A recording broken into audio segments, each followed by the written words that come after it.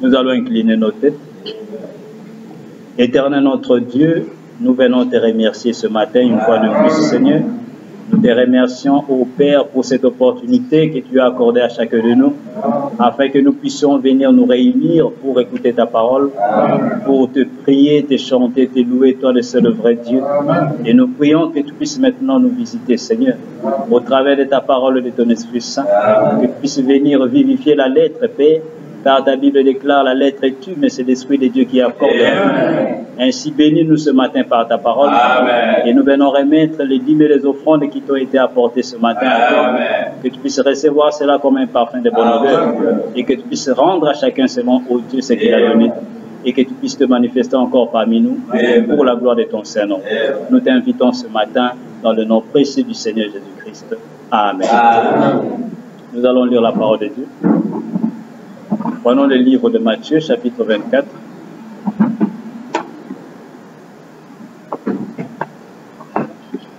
Matthieu 24, versets 24 à 28.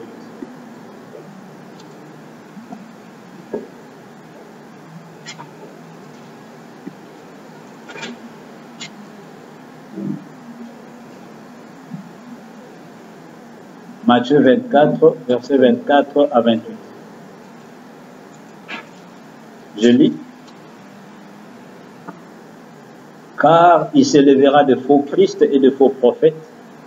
Ils feront des grands prodiges et des miracles au point de séduire, s'il était possible, même les élus.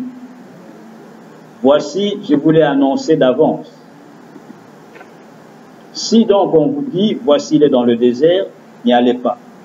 Voici il est dans les chambres, ne le croyez pas. Car comme l'éclair part de l'Orient et se montre jusqu'en Occident, ainsi sera l'avènement du Fils de l'homme. En quelque lieu que soient les cadavres, là s'assembleront les aigles. Que Dieu bénisse le soir. Que le Seigneur bénisse la lecture de sa parole. Vous êtes tous les bienvenus ce matin.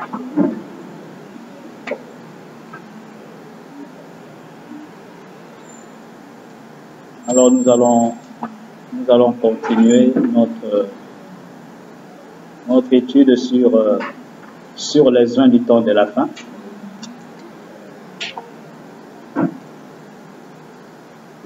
Nous allons essayer d'avancer un peu dans la compréhension de ce grand sujet qui est les joints du temps de la fin. Alors pour se rappeler un peu de ce que nous avions dit la fois passée, nous avions pu comprendre que cette écriture de Matthieu 24, c'est une écriture très très complexe, c'est-à-dire c'est très important pour le peuple de Dieu de comprendre ces choses. C'est pourquoi le prophète, quand il a apporté, il a dit ceci est un enseignement de la parole. C'est-à-dire nous devons entrer en profondeur pour réellement comprendre ce que c'est que cette prophétie. Parce que c'est une prophétie, c'est-à-dire quelque chose qui devait arriver au temps de la fin. Et nous voyons que la Bible nous déclare dans Matthieu 24 au verset 24 qu'il y aura des faux Christ et des faux prophètes qui vont venir et qui vont faire des miracles et des prodiges. Et ce ne seront pas des petits miracles, mais des grands miracles, des grands prodiges.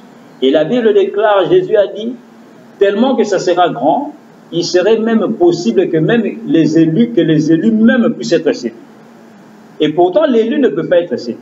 Les élus ne peuvent pas être séduits. Et le prophète de Dieu nous dit pourquoi l'élu ne peut pas être séduit. Il dit parce que l'élu est la parole. Amen. Et on ne peut pas séduire la parole. Amen. Mais comme ces miracles seront très forts, très grands, très très spectaculaires, c'est pourquoi la Bible déclare que ça serait même au point de séduire les élus.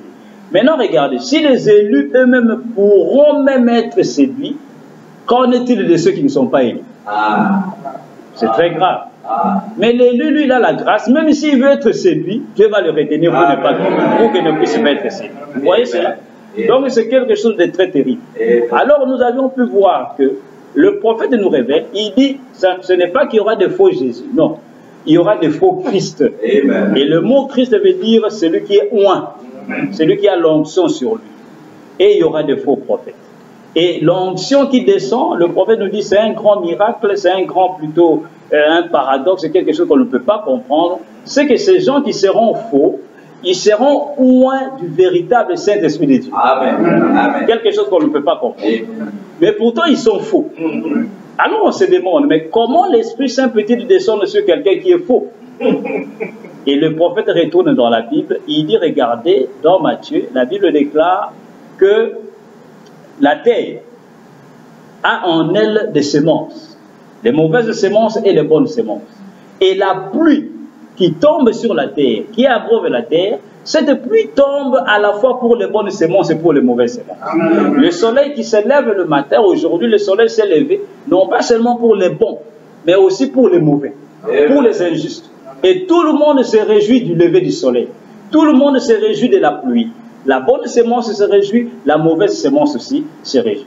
C'est pour montrer que le Saint-Esprit qui tombe, qui est la pluie, qui est le soleil, cela peut tomber à la fois sur les bons, les prédestinés, qui vont aller au ciel, et aussi sur les faux, ceux qui ne sont pas prédestinés, la mauvaise semence, qui iront en enfer. Alors, quand ce Saint-Esprit tombe sur eux, tous les deux produisent les mêmes sensations. Toutes les deux semences parlent en langue. Toutes les deux semences font des miracles. Toutes les deux semences font des prodiges, prophétisent, prêchent la parole. Mais il y a une qui est fausse. Amen. Et alors le prophète de Dieu nous dit, comment alors allons-nous faire la différence entre le vrai et le faux? Et il nous dit, ce n'est pas par les miracles, ce n'est pas par les dons. Pourquoi? Parce que le diable imite tous les dons dans l'Église. Tous les dons. Le diable imite ça. Et les miracles, il nous a déjà prévenu par Jésus lui-même dans Matthieu 24 que les faux viendront et feront des grands miracles et des grands prodiges. Donc on ne peut pas se baser aujourd'hui, bien aimé, en ces temps de la fin, sur les miracles qui se produisent au nom de Jésus pour dire « Ah, ici c'est la vérité » ou « Ici ce n'est pas la vérité ». Non, ce n'est pas sur les miracles. Ce n'est pas la chose avec laquelle nous pouvons mesurer et faire la différence entre le vrai et le faux.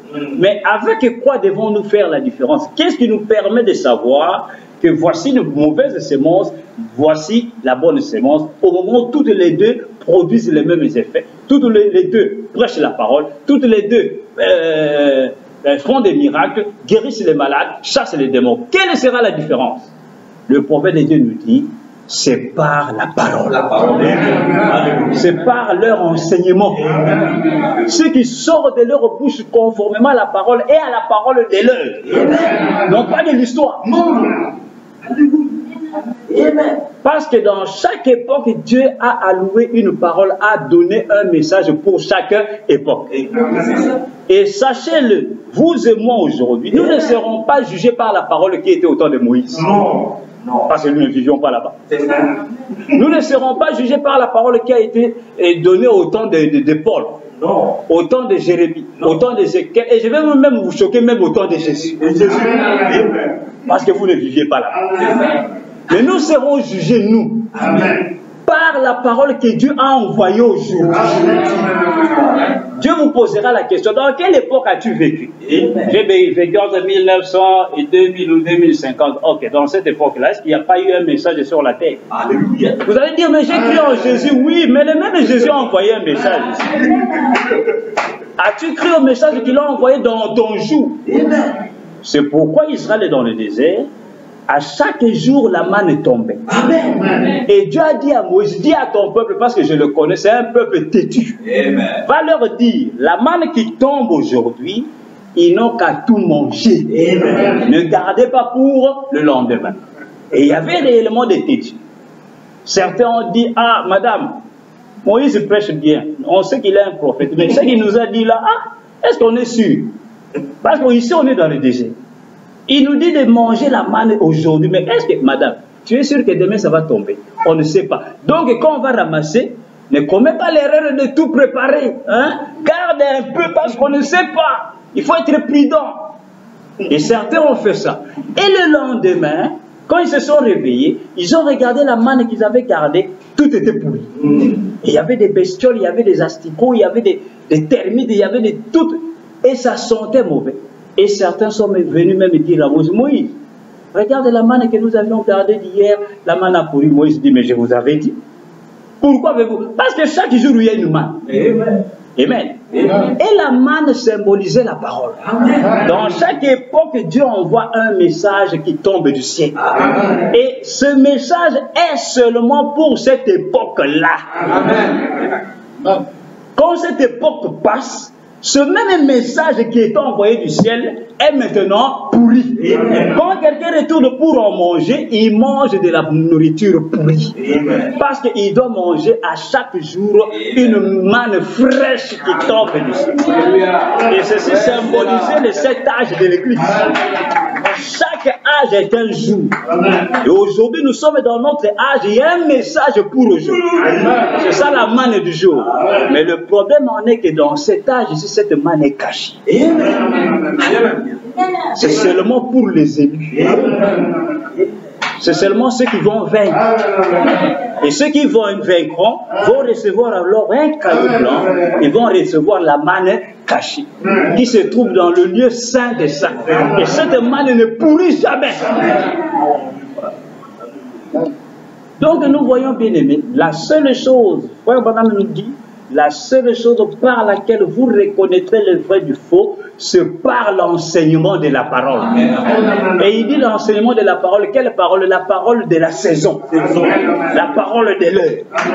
Comment il manipule cette parole d'aujourd'hui? Non pas une parole de l'histoire, parce que tout le monde croit à l'histoire. Quand nous lisons la Bible, nous écoutons ce que Dieu avait fait, le prophète de Dieu nous dit, tout le monde se réjouira de cela. Amen. Maintenant, écoutez, nous allons prendre juste quelques écritures pour nous rappeler un peu de ça. Et nous allons continuer. Dans questions et réponses, prêché le 23 août 64 au matin, au paragraphe 41, le prophète dit ceci. Il dit, il se lèvera maintenant avec ça, vous arrivez dans un autre âge, vous voyez, se lèvera de faux Christ et de faux prophètes. Un faux Christ, c'est un faux oint.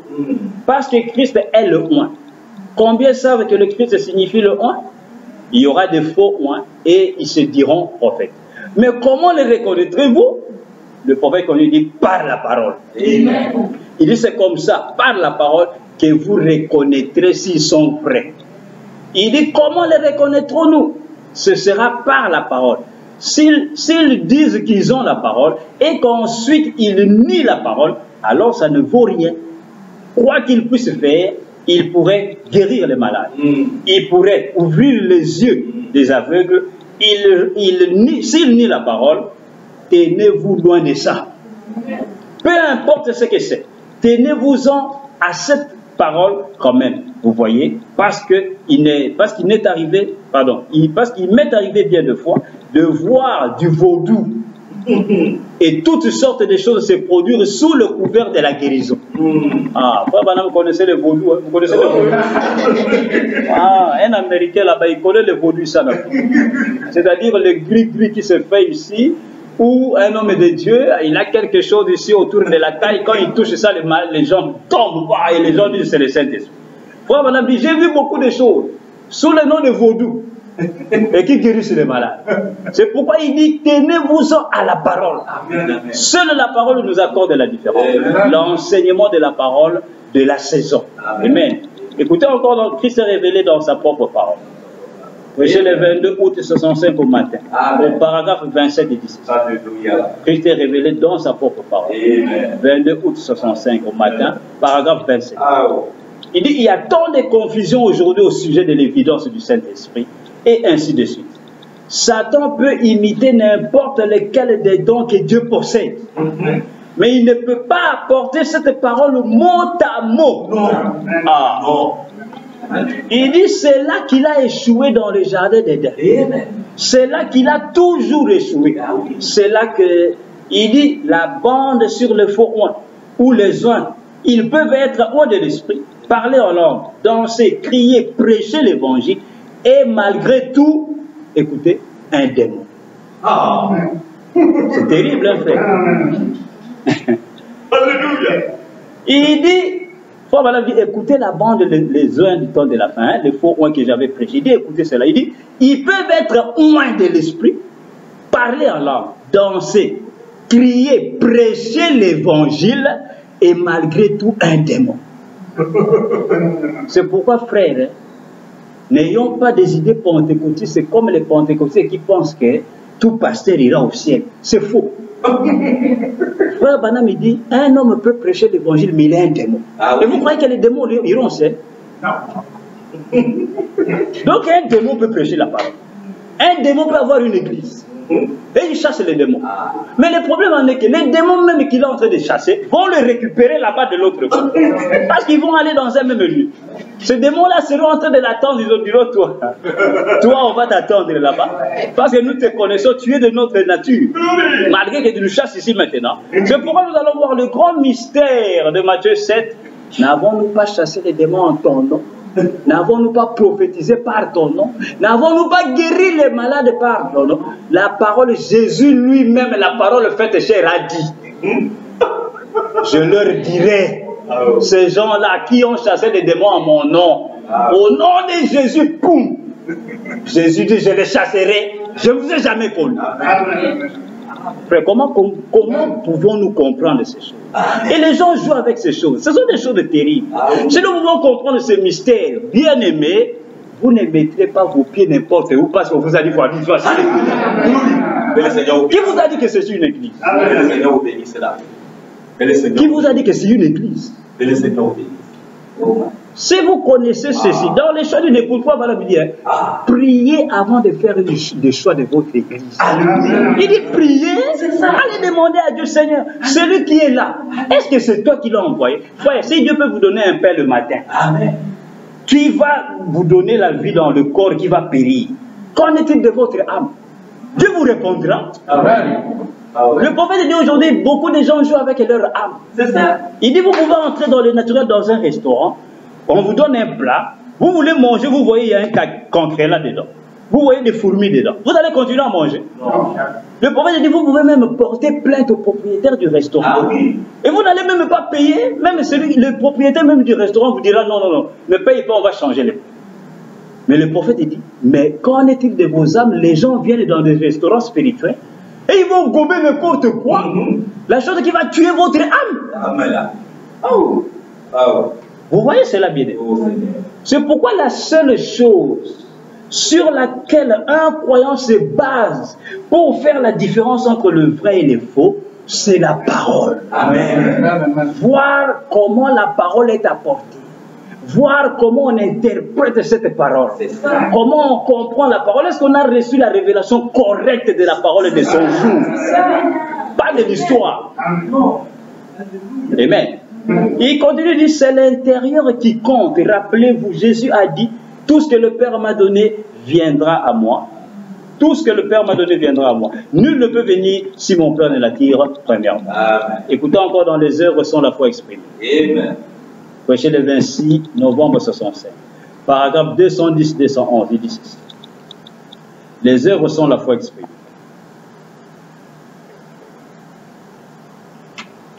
« 26 novembre 67. 210-211. Le prophète dit ceci. Il dit donc, badigeonner l'extérieur en blanc ne change rien. C'est-à-dire peinturer l'extérieur. Il dit badigeonner l'extérieur en blanc ne change rien. Ces gens religieux qui étaient là, que Paul a appelés des murailles blanchies, et tout, ils étaient extérieurement en tout point des croyants. Ils avaient des prophéties par but et tout le reste. Mais l'intérieur de l'intérieur, l'âme qui refuse de croire. Il dit, c'est pour cette raison que je dis que des gens peuvent sauter et parler en langue. Que des gens peuvent pousser des cris de joie, imposer les mains aux malades, guérir les malades et tout, par la foi, faire toutes ces grandes choses-là par l'esprit et être quand même perdu. Amen. Madame dit des soins. Mais maintenant, posons-nous la question, à quoi alors ça sert à quelqu'un de faire ces choses-là? Et un jour, Allah en fait. Sur la terre. Pourquoi? Parce qu'ils aiment la gloire. Parce que moi, si je sais que je suis en train de chasser les démons ici, et tout ça, et un jour, je vais là, mais je vais laisser cela, à quoi ça me sert? Ah, mais oui. Parce que je n'aurai aucune récompense. Mais le prophète dit, les gens peuvent sauter, les gens peuvent guérir les malades et tout, faire toutes ces grandes choses-là par l'esprit. Il dit, et être quand même perdu. C'est terrible. C'est pourquoi Matthieu 7, Jésus a dit, au temps de la fin, nombreux viendront et me diront, mais Seigneur, Seigneur, n'avons-nous pas chassé les démons en ton nom? N'avons-nous pas guéri les malades en ton nom? N'avons-nous pas fait ceci en ton nom? Il dit, je leur dirai, allez-vous-en, vous ouvriers d'iniquité, je ne vous ai jamais connu. Jésus ne dira pas non, maintenant je ne vous connais pas. Non, non, je ne vous ai jamais connu. C'est-à-dire au moment où ils étaient en train de faire toutes ces campagnes de guérison, Jésus ne les connaît pas. Jésus ne les connaissait pas. Mais ils font cela au nom de Jésus. C'est pourquoi les problèmes, ce n'est pas de prier au nom de Jésus. Si vous n'avez pas la révélation de ce qu'il y a derrière le nom, vous pouvez utiliser ce nom, ça n'aura aucun effet. Alléluia. Nous avons l'exemple de ce fils de Sheba dans le livre des Actes. Quand Paul est allé avec je crois, Barnabas, pour aller évangéliser en Éphèse, il y a eu des fils de Sheba. Et ils étaient 7, nous montrant exactement le Seigneur de l'Église. Et quand ils ont vu Paul faire des miracles au nom de Jésus, chasser les démons ainsi de suite, ils étaient contents. Ils ont dit, mais ça c'est une nouvelle chose. Hein. On veut nous aussi, hein, des imitateurs. Et ils ont rencontré quelqu'un, ils ont dit, on va faire l'expérience. Ok, quand tu as des démons, viens. Et ils ont dit, ok, démons, sortez au nom de Jésus que Paul prêche. Qu'est-ce qui est arrivé à ces gens-là? La Bible déclare, les démons leur ont posé d'abord la question, qui es-tu? Mais ils ont prié au nom de Jésus. Qui êtes-vous? Et ce n'était pas un autre Jésus. Ils ont précisé le Jésus que Paul prêche. Est-ce que Paul prêchait un faux Jésus? Et les démons connaissaient ce Jésus-là. Et ils ont dit, sortez au nom de Jésus que Paul prêche. Les démons ont dit, attendez, vous qui êtes? Qui êtes-vous? Il n'était pas reconnu par les démons. C'est pourquoi Frère Barnabé dit, vous pouvez avoir un ministère et Dieu ne vous reconnaît pas. Amen, amen, amen. Et les démons vont jouer avec vous. C'est ce que Jésus a dit. Ils ont chassé les démons en mon nom, mais moi, je ne les ai jamais connus. C'est pourquoi il y a des gens comme ça aujourd'hui, comme la Bible nous l'a dit, ils seront pleins sur la terre les hommes du temps de la fin, qui guérissent les malades, qui chassent les démons, mais en réalité, Dieu ne les connaît pas. Et les 7 fils de Sheba, les démons sont sortis de ces messieurs-là, les ont pourchassés et ils les ont tapés, ils déchiré leurs habits, ils sont partis nus, fuyant. Mais ils ont cité les noms de Jésus. Amen. Donc nous voyons, bien aimés, c'est un grand mystère, les heures du temps de la fin. Écoutez encore dans les heures du temps de la fin, au paragraphe 189, il dit ceci. Parlant de Matthieu 7, les gens qui viendront au temps de la fin et diront, n'avons-nous pas chassé les démons en ton nom? N'avons-nous pas prophétisé en ton nom? Écoutez ce que le prophète dit nous dit au paragraphe 189, les heures du temps de la fin. Prêché le 25 juillet 65 au matin. Il dit ceci. Il dit simplement aussi, Jésus a dit ceci. Beaucoup viendront ces jours-là en mon nom. Et ils diront, Seigneur, n'ai-je pas chassé des démons en ton nom? Jésus a dit, au jour de la fin, quand le temps sera complètement terminé et que la grande résurrection viendra, alors beaucoup viendront s'asseoir dans le royaume. Le royaume de Dieu est en vous.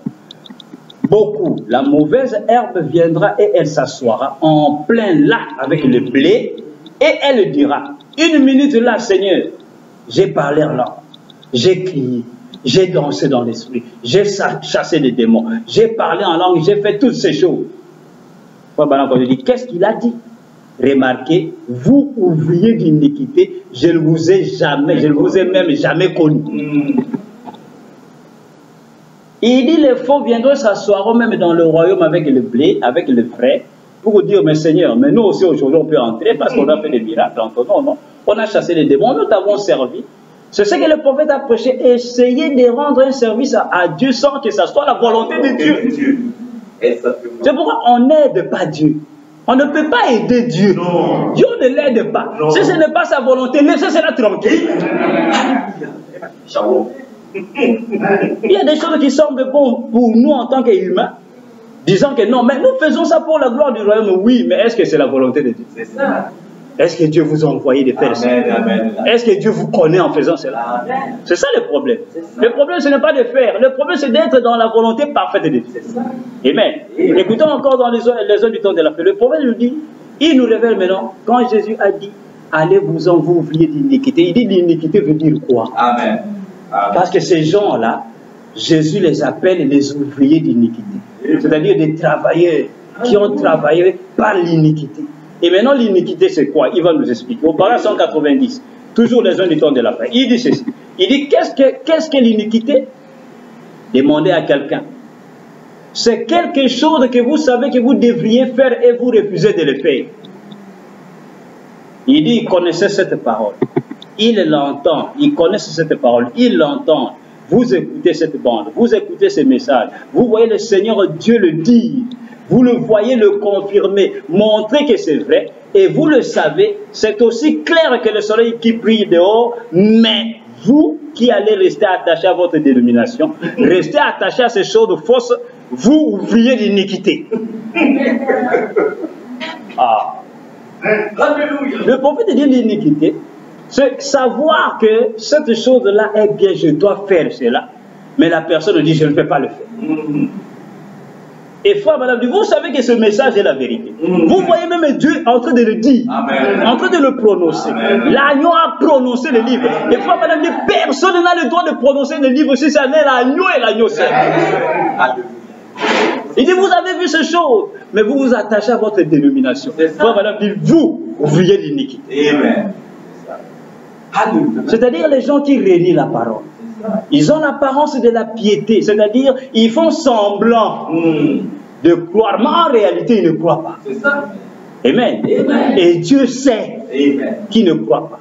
Il continue de dire, oh oui, j'ai fait des grandes campagnes. Madame me dit ce que les gens disent. Il dit, oh oui, j'ai fait des grandes campagnes, j'ai fait ceci, j'ai fait cela. Madame continue de dire, retire-toi de moi, toi ouvrier d'iniquité, je ne t'ai jamais connu. Il continue de dire, mais le Saint-Esprit est descendu sur moi. Comme les gens disent. Mais le Saint-Esprit est descendu sur moi. Madame dit, je n'en doute pas le moindrement. J'ai parlé en langue, j'ai chanté dans l'esprit, j'ai fait. Le prophète dit, je n'en doute pas le moindrement. Aucun doute là-dessus. Oh frères et sœurs, quel état. Il continue, c'est un temps où on devrait trembler. Il dit, où en sommes-nous? Cette parole est en train de prendre vie en ces moments. Vous comprenez ce qu'il a dit? La parole de Jésus. Je ne vous ai jamais connu. Madame, cette parole est en train de prendre vie en ce moment. C'est-à-dire, elle est en train de s'accomplir. Ah. Pourquoi? Parce que les uns du temps de la fin devaient apparaître en ce temps de la fin. Les Jeunesse et les Jambresses, les imitateurs. Et le prophète de Dieu, nous allons continuer le dimanche prochain et terminer pour voir des catégories de gens qui seront sauvés, parce qu'aujourd'hui, en ce temps de la fin, nombreux ne comprennent pas Matthieu 25, le mystère des 10 vierges. Certains croient que dans le message, il n'y a pas de vierges folles. Je vais vous prouver que c'est le contraire. Ah oui, qu'il y a des vierges folles dans le message. Parce que quand vous lisez Matthieu 25, vous allez voir qu'il y a un cri de minuit. Voici l'époux aller à sa rencontre. Au milieu de la nuit, on cria. Qui a crié? C'est le messager de l'heure. Ouais, madame, c'est le temps de Malachie 4. C'est le temps d'allumer les lampes. Et toutes les vierges se réveillent. Les folles aussi. Mais ils ont entendu la voix de qui? De William Branham. Et elles se sont réveillées. Mais celles qui se sont réveillées, certaines n'ont pas d'ouïe. Elles vont rester. Elles ne vont pas entrer dans le troisième poule qui est la venue du Seigneur. Elles ne verront pas cela. Et Frère Branham va nous montrer que dans cette catégorie des vierges folles, il y a deux catégories aussi. Certaines seront sauvées, certaines iront en enfer. Nous allons voir cela le dimanche. C'est là que Jésus a dit dans Matthieu 27, je ne vous ai jamais connu, vous ouvriez l'iniquité. Et l'iniquité, Frère Branham me tourne encore, il dit l'iniquité c'est quoi? C'est le fait de ne pas faire ce qui est bien. Quelqu'un sait que ceci, c'est la parole, je dois faire cela, accepter cela comme cela, mais il ne le fait pas. Et il dit encore, quand quelqu'un voit que c'est cela, qui ne doit pas faire cela, mais il le fait quand même. Amen. Amen. Quelque chose qu'on doit faire, on ne le fait pas. Quelque chose qu'on ne doit pas faire, on le fait. C'est ça l'iniquité. Et ces gens-là seront complètement, comment on dit, rejetés par le Seigneur au temps de la fin. Pourquoi? Parce que ce sont de faux oints. Les gens sont oints du véritable Saint-Esprit, mais en réalité, Dieu ne les reconnaît pas parce qu'ils sont de faux. C'est là qu'il y a le mystère de quoi? Le mystère de l'âme qui est prédestinée. Le prophète de Dieu nous dit, le corps n'est pas prédestiné. C'est l'âme en nous qui est prédestinée. Ce corps n'est qu'une enveloppe qui enveloppe les deux semences. C'est pourquoi Caïn et Abel, tous les deux étaient enveloppés par des corps. Mais la nature de chacun était différente. Caïn a construit un autel. Abel aussi a construit un autel. Et le prophète de Dieu nous dit que Caïn n'était pas un athée, c'est-à-dire que Caïn ne croyait pas que Dieu n'existait pas. Non, Caïn était un croyant. Amen. Il croyait que Dieu existe. Parce que s'il ne croyait pas que Dieu existe, il n'allait pas fabriquer un autel parce qu'il voulait adorer Dieu. C'était un adorateur. Mais seulement le problème avec Caïn, c'est que Caïn ne pouvait pas avoir la véritable adoration correcte devant le Seigneur.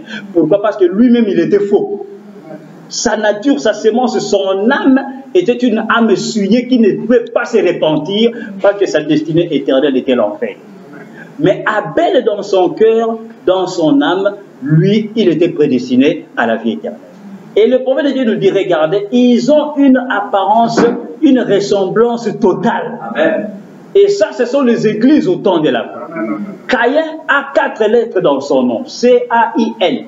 Abel a 4 lettres dans son nom, A-B-E-L. Une apparence complète, une ressemblance totale. Mais, l'un est prédestiné, l'autre n'est pas prédestiné. Et ils étaient même des jumeaux, nés le même jour, sortis d'une seule et unique femme qui était Ève. Ça, c'est quoi? C'est l'église. Donc, au temps de la fin, vous pouvez être dans une église et avoir des semences. Alléluia. C'est pourquoi, frère, l'église ne vous sauve pas. Ah oui. Vous êtes sauvés parce que Dieu vous a prédestiné à être sauvés. Amen. Une église ne vous accorde pas le salut. Non. Non. Et Ève a fait sortir ses 2 membres, Caïn et Abel, mais l'un a été sauvé, l'autre a été perdu. Pour quelle raison? Parce que Caïn était prédestiné à aller en enfer. Il y a eu Jacob et il y a eu Ésaü. Et Dieu dit que Ésaü, lui, avant même qu'il ne vienne sur la terre, moi je ne l'aime pas. Ah oui. Et pourtant Dieu qui est amour. L'amour agapao. L'amour de Dieu a haï quelqu'un qui n'a même pas commis encore un péché. Pour quelle raison? Parce qu'il n'était pas prédestiné à la vie éternelle. Alléluia. Mais regardez Ésaü, qu'est-ce qu'Ésaü a fait de mal? Regardez la vie d'Ésaü. Un homme intègre, calme, il n'avait pas de problème. Il aimait son papa, il allait à la chasse, il lui ramenait du gibier à manger. Il faisait même à manger pour lui, il lui donnait tout. Il n'avait pas de querelle dans le pays avec les gens. Ésaü, quand il passait les moments, regardez, oh Ésaü, ce garçon vraiment, ce garçon est calme. Hein? Mais son frère là, non. Jacob allait escroquer même son beau-père. Ah oui. Frère, aujourd'hui, si vous allez escroquer votre beau-père, vraiment, est-ce que vous êtes un frère? Mais c'était ça la vie de Jacob. Mais ce n'était pas ça le problème au devant de Dieu. Non. Le problème était que Dieu regardait aux semences qui étaient dans ces corps-là. Ils étaient déjà prédestinés à aller chacun dans son lieu. Amen. Donc c'est pourquoi notre bonté sur la terre ne corrompt pas Dieu. Amen. Ce n'est pas parce que vous faites du bien, c'est pour cette raison que vous allez à le ciel. Ça n'a rien à voir. Ça n'a rien à voir. C'est pourquoi, bien aimé, nous devons avoir la révélation de notre salut. Amen. Chacun doit comprendre par la révélation qu'il est sauvé. Amen. Ce n'est pas par celui qui veut ni par celui qui court. C'est pourquoi Paul a dit, je peux prendre tous les biens que j'ai, distribuer aux pauvres, je peux donner du bien, des biens, l'argent et tout cela, et quand même être perdu, ne pas avoir l'amour qui est Dieu. Amen. Amen. Donc nous voyons la chose prédestinée, c'est quoi? C'est l'âme. Et quand Dieu vous révèle que vous avez été prédestiné à aller au ciel, vous devez glorifier Dieu toute votre vie. Parce que ce n'est ni par celui qui veut, ni par celui qui court. C'est par la grâce et par la foi que nous sommes sauvés au moyen de la foi. Amen. Nous sommes sauvés par la grâce au moyen de la foi. Écoutez le prophète nous dit encore au paragraphe 192. Les uns du temps de la fin. 192. Il dit ceci. Il dit, Il dit, eh oui, il a dit qu'il ferait, remarquez, vous viez d'iniquité. J'ai un passage de l'écriture dénoté ici.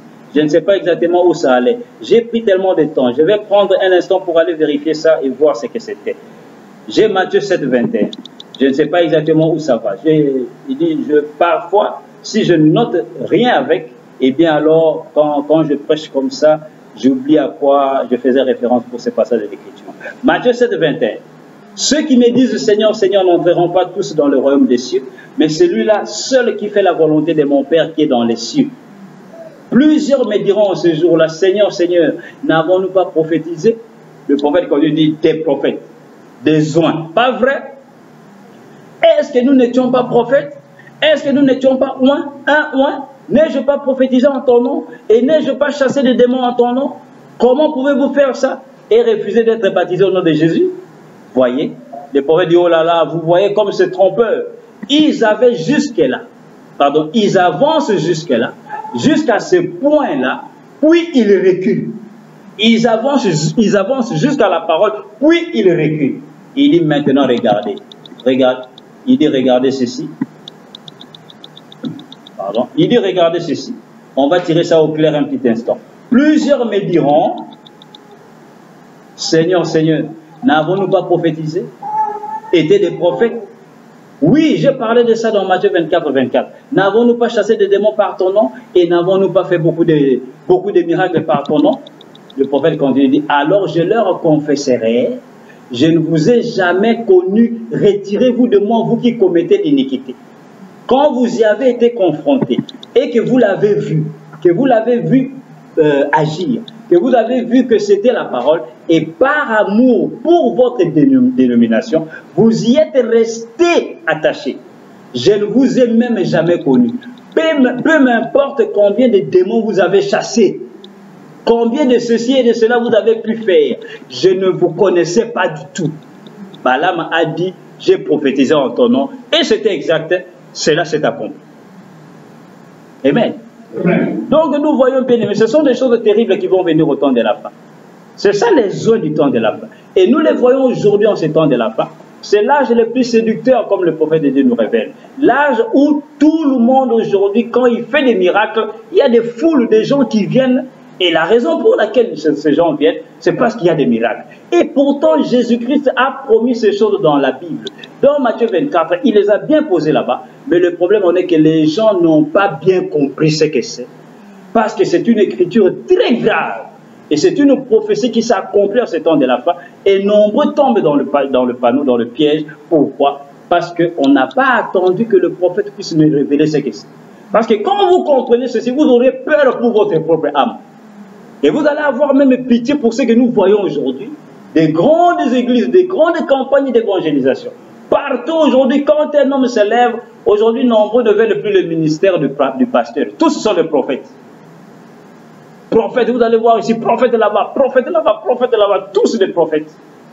Des guérisons miracles terribles, des résurrections de morts terribles, de ceci et de cela terribles. Mais nous oublions, nous les croyants, qu'il y a une écriture qui nous avertit de ces choses. Une écriture qui nous a prévenus de ces choses, que ces choses-là allaient venir. Et aujourd'hui, quand nous les voyons arriver, nous devons faire attention. Amen. C'est là que nous avons vu. Il y a quelques années, je crois 2 ou 3 ans passés, nous avions parlé des chefs des tribus, les 10 chefs des tribus. Quand Moïse a fait sortir le peuple d'Israël de l'Égypte, et qu'après juste quelques 3 mois, je crois, ils sont arrivés à la frontière pour entrer dans Canaan. Alors Moïse s'est arrêté, il a dit, avant d'entrer là-bas, nous allons envoyer 12 hommes pour aller espionner le pays, pour aller voir si réellement Canaan est là, comme la promesse nous avait été faite par notre Seigneur, voir si réellement c'est le pays où coule le lait et le miel. Alors Moïse a dit aux 12 tribus d'Israël que chaque tribu nous donne un chef. Et alors les 12 chefs de chaque tribu, tous sont venus, se sont rassemblés, et Moïse leur a dit alors, allez traverser le Jourdain et allez voir si le pays est réellement bon. Et ils sont allés là-bas. Et ils ont fait 40 jours là-bas à Canaan. Et ils ont exploré le pays, ils ont regardé, ils ont vu que réellement le pays était là. Et ils ont dit le pays est bon. Et ils ont ramassé, ils ont cueilli même des raisins avec des grappes qui pouvaient transporter avec des bâtons, parce que c'était tellement lourd. Et ils ont ramené ces fruits-là où? Ils ont ramené cela dans le désert, où Israël les attendait, après 40 jours. Et quand ils sont revenus, tout le monde était dans la joie, et Moïse les a appelés, il leur a dit, ok, maintenant vous qui êtes allés, venez et donnez-nous le rapport. Qu'en est-il de la mission que vous avez effectuée? Est-ce que réellement le pays est bon? Est-ce qu'on peut traverser, entrer dans la terre promise? Alors la Bible déclare dans le livre de Nombres que 10 chefs de tribus se sont mis à parler. Ils ont dit oui, le pays est là. Le pays est bon. Regardez même les fruits que nous avons amenés de là. Voici les raisins. C'est tellement bon. Il y a de la verdure, il y a de l'eau, il y a le lait et le miel. Mais faites attention, le lait et le miel qu'ils ont vu n'était pas le lait et le miel que les Israéliens croyaient. Hein? Dieu leur avait promis, c'est un pays où coule le lait et le miel. Mais le jour où Israël est entré là-bas, ils n'ont pas vu le lait ou le miel couler des robinets. Ah oui. C'était un langage de Dieu. Et pourquoi faites attention de prendre les choses naturellement? Amen. Et alors les 10 chefs de tribu ont dit, oui, le pays est là, le pays est bon, le pays est là, mais... C'est pourquoi la Bible dit que votre oui soit oui, que votre non soit non. Tout ce qu'on ajoute vient du malin. Ils ont dit oui, le pays est là, le pays est bon, il y a tout, mais... Oh, le peuple s'est arrêté, mais quoi? Il y a des géants. On a vu des géants, les fils d'Anak, les Amalécites. Oh non, c'est des guerriers. Si nous entrons là-bas, ils vont nous tuer, nous et nos enfants. Ce sont des gens qui mesurent 3-4 mètres. Ils sont costauds. Nous, devant eux, nous sommes comme des sauterelles. Et c'était les 10 chefs des tribus qui ont donné ces rapports. Et quand tout Israël a entendu cela, les mamans, les enfants, tout le monde s'est mis à pleurer. Pleurant et maudissant Moïse et maudissant même Dieu.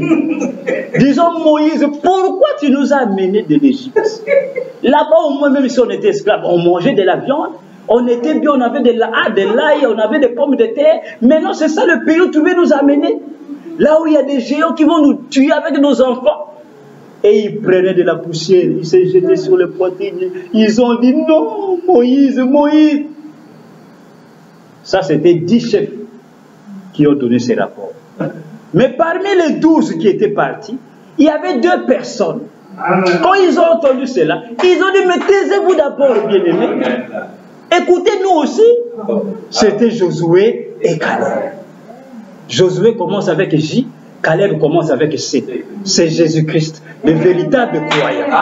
Josué et Caleb ont dit, mais écoutez-nous d'abord. Soyez d'abord au calme. Nous aussi nous venons de là. Nous aussi nous avons lu les citations. Oui, le pays est là, c'est vrai. C'est notre promesse. Il y a aussi des géants, oui c'est vrai. Mais nous sommes plus que capables de posséder ces pays. Ils ont dit pourquoi? Ils disent non, mais parce que c'est la promesse de Dieu. Dieu ne peut pas nous promettre quelque chose et ne pas nous le donner. Ils ont dit nous sommes plus que capables de posséder ces pays. Même s'il y a des géants là-bas, nous pouvons posséder les pays. Allez lire la Bible. Amen. Et lisez William Branham. Amen. Frère Branham me dit, ils n'ont jamais écouté Josué et Caleb. Ah oui. Vous connaissez la réaction du peuple. Ils ont voulu même lapider Josué et Caleb. Mais posez-vous la question, qui avait la vérité? C'était les 10 chefs des tribus ou c'était les 2, Josué et Caleb? Amen. À cause de ça, c'est la raison pour laquelle Israël a erré dans le désert pendant 40 ans. Dieu est descendu vers Moïse, il lui a dit, Moïse, prends ton peuple. Parce que vous avez rejeté ma promesse. Ah, oh, moi, je vous ai donné un pays, le pays que j'avais promis à votre père Abraham. Ah, oui. Et voici que je lui avais promis que je vous ferai sortir pour vous amener là-bas. Et maintenant, je vous dis, entrez, vous ne voulez pas retourner dans le désert. Ah, oui. Comme les 12 ont fait 40 jours, je multiplie cela, vous ferez 40 ans dans le désert. Jusqu'à ce que cette génération qui a rejeté ma promesse puisse tous mourir. Et je vais susciter une autre génération qui va entrer dans la terre promise. Et Dieu a dit de cette génération qui a vu ces choses, seuls Josué et Caleb entreront. Amen. Et les 12 chefs des tribus, vous savez qu'est-ce que cela typifie aujourd'hui? Ce sont les pasteurs. Les tribus, ce sont des églises. Et chaque chef symbolise un pasteur. Et aujourd'hui, nous avons encore des 10 chefs de tribus. C'est-à-dire la grande majorité aujourd'hui qui attendait les promesses de ce temps de la fin, qui attendait Apocalypse 10, Luc 17 et 30, Matthieu 24, ceci et cela. Quand nous arrivons à la frontière, et les 10 vont venir nous donner un faux rapport. Nous disons, hey, faites attention, bien aimé, oui, Apocalypse 10 est accompli, mais attention, n'allez pas plus loin, restez celle-là. Non, Luc 17 et 30 est accompli, le Fils de l'homme. Non, mais ce n'est pas lui le Fils de l'homme. Ah, voilà la question. C'est pourquoi Frère Branham dit, la majorité a toujours tort devant Dieu.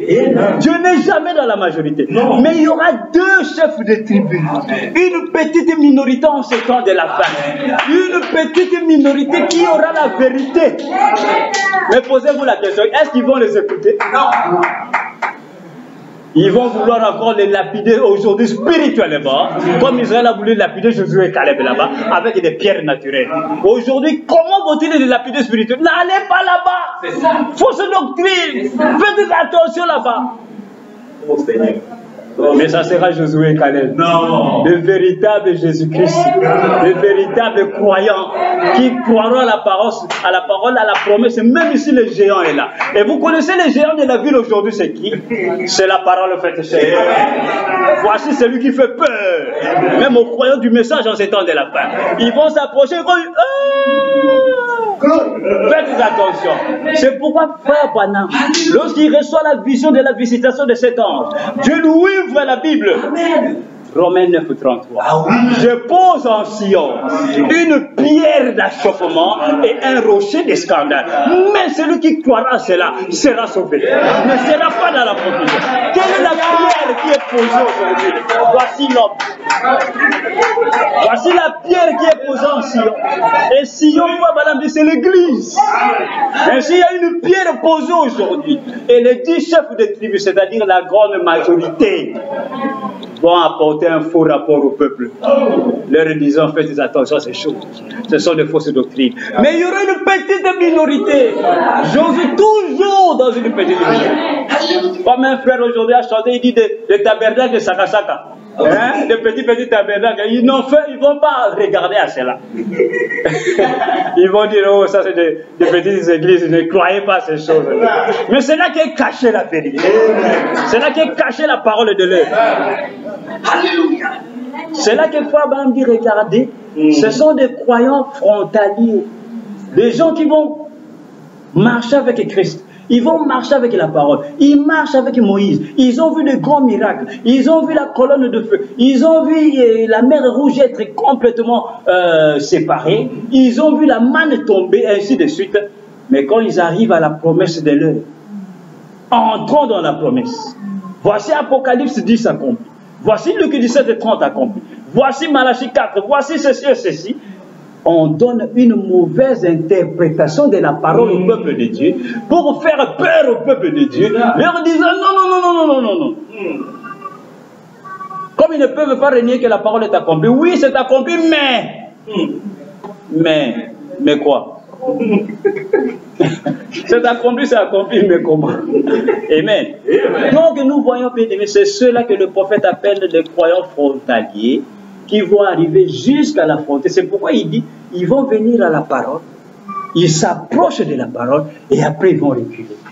Et c'est ce que Paul a dit dans Matthieu et dans Hébreux 6, et Hébreux aussi 10, 26, où il dit que celui qui a goûté le don du Saint-Esprit, celui-là même qui est allé au point même de recevoir le Saint-Esprit, et qui va alors renier la parole, il dit pour lui, il n'y a plus de sacrifice pour le péché. Et ce sont ces gens-là qui vont venir dans la parole, qui vont écouter la vérité, qui vont même voir cette vérité, mais qui vont reculer et dire non, nous ne croyons pas ces choses-là. Comme le dit chef des tribus, ils ont vu le pays, ils ont vu Canaan, ils ont vu des fruits, ils ont vu toutes ces choses, mais ils sont venus avec un faux rapport, disant au peuple non, là-bas il y a des géants, si on entre là-bas, on va complètement être tué. Mais ils avaient oublié qui avait posé ces géants là-bas. Le Dieu même qui leur avait donné la promesse. Pourquoi Frère Branham dit, ils voulaient tester leur foi.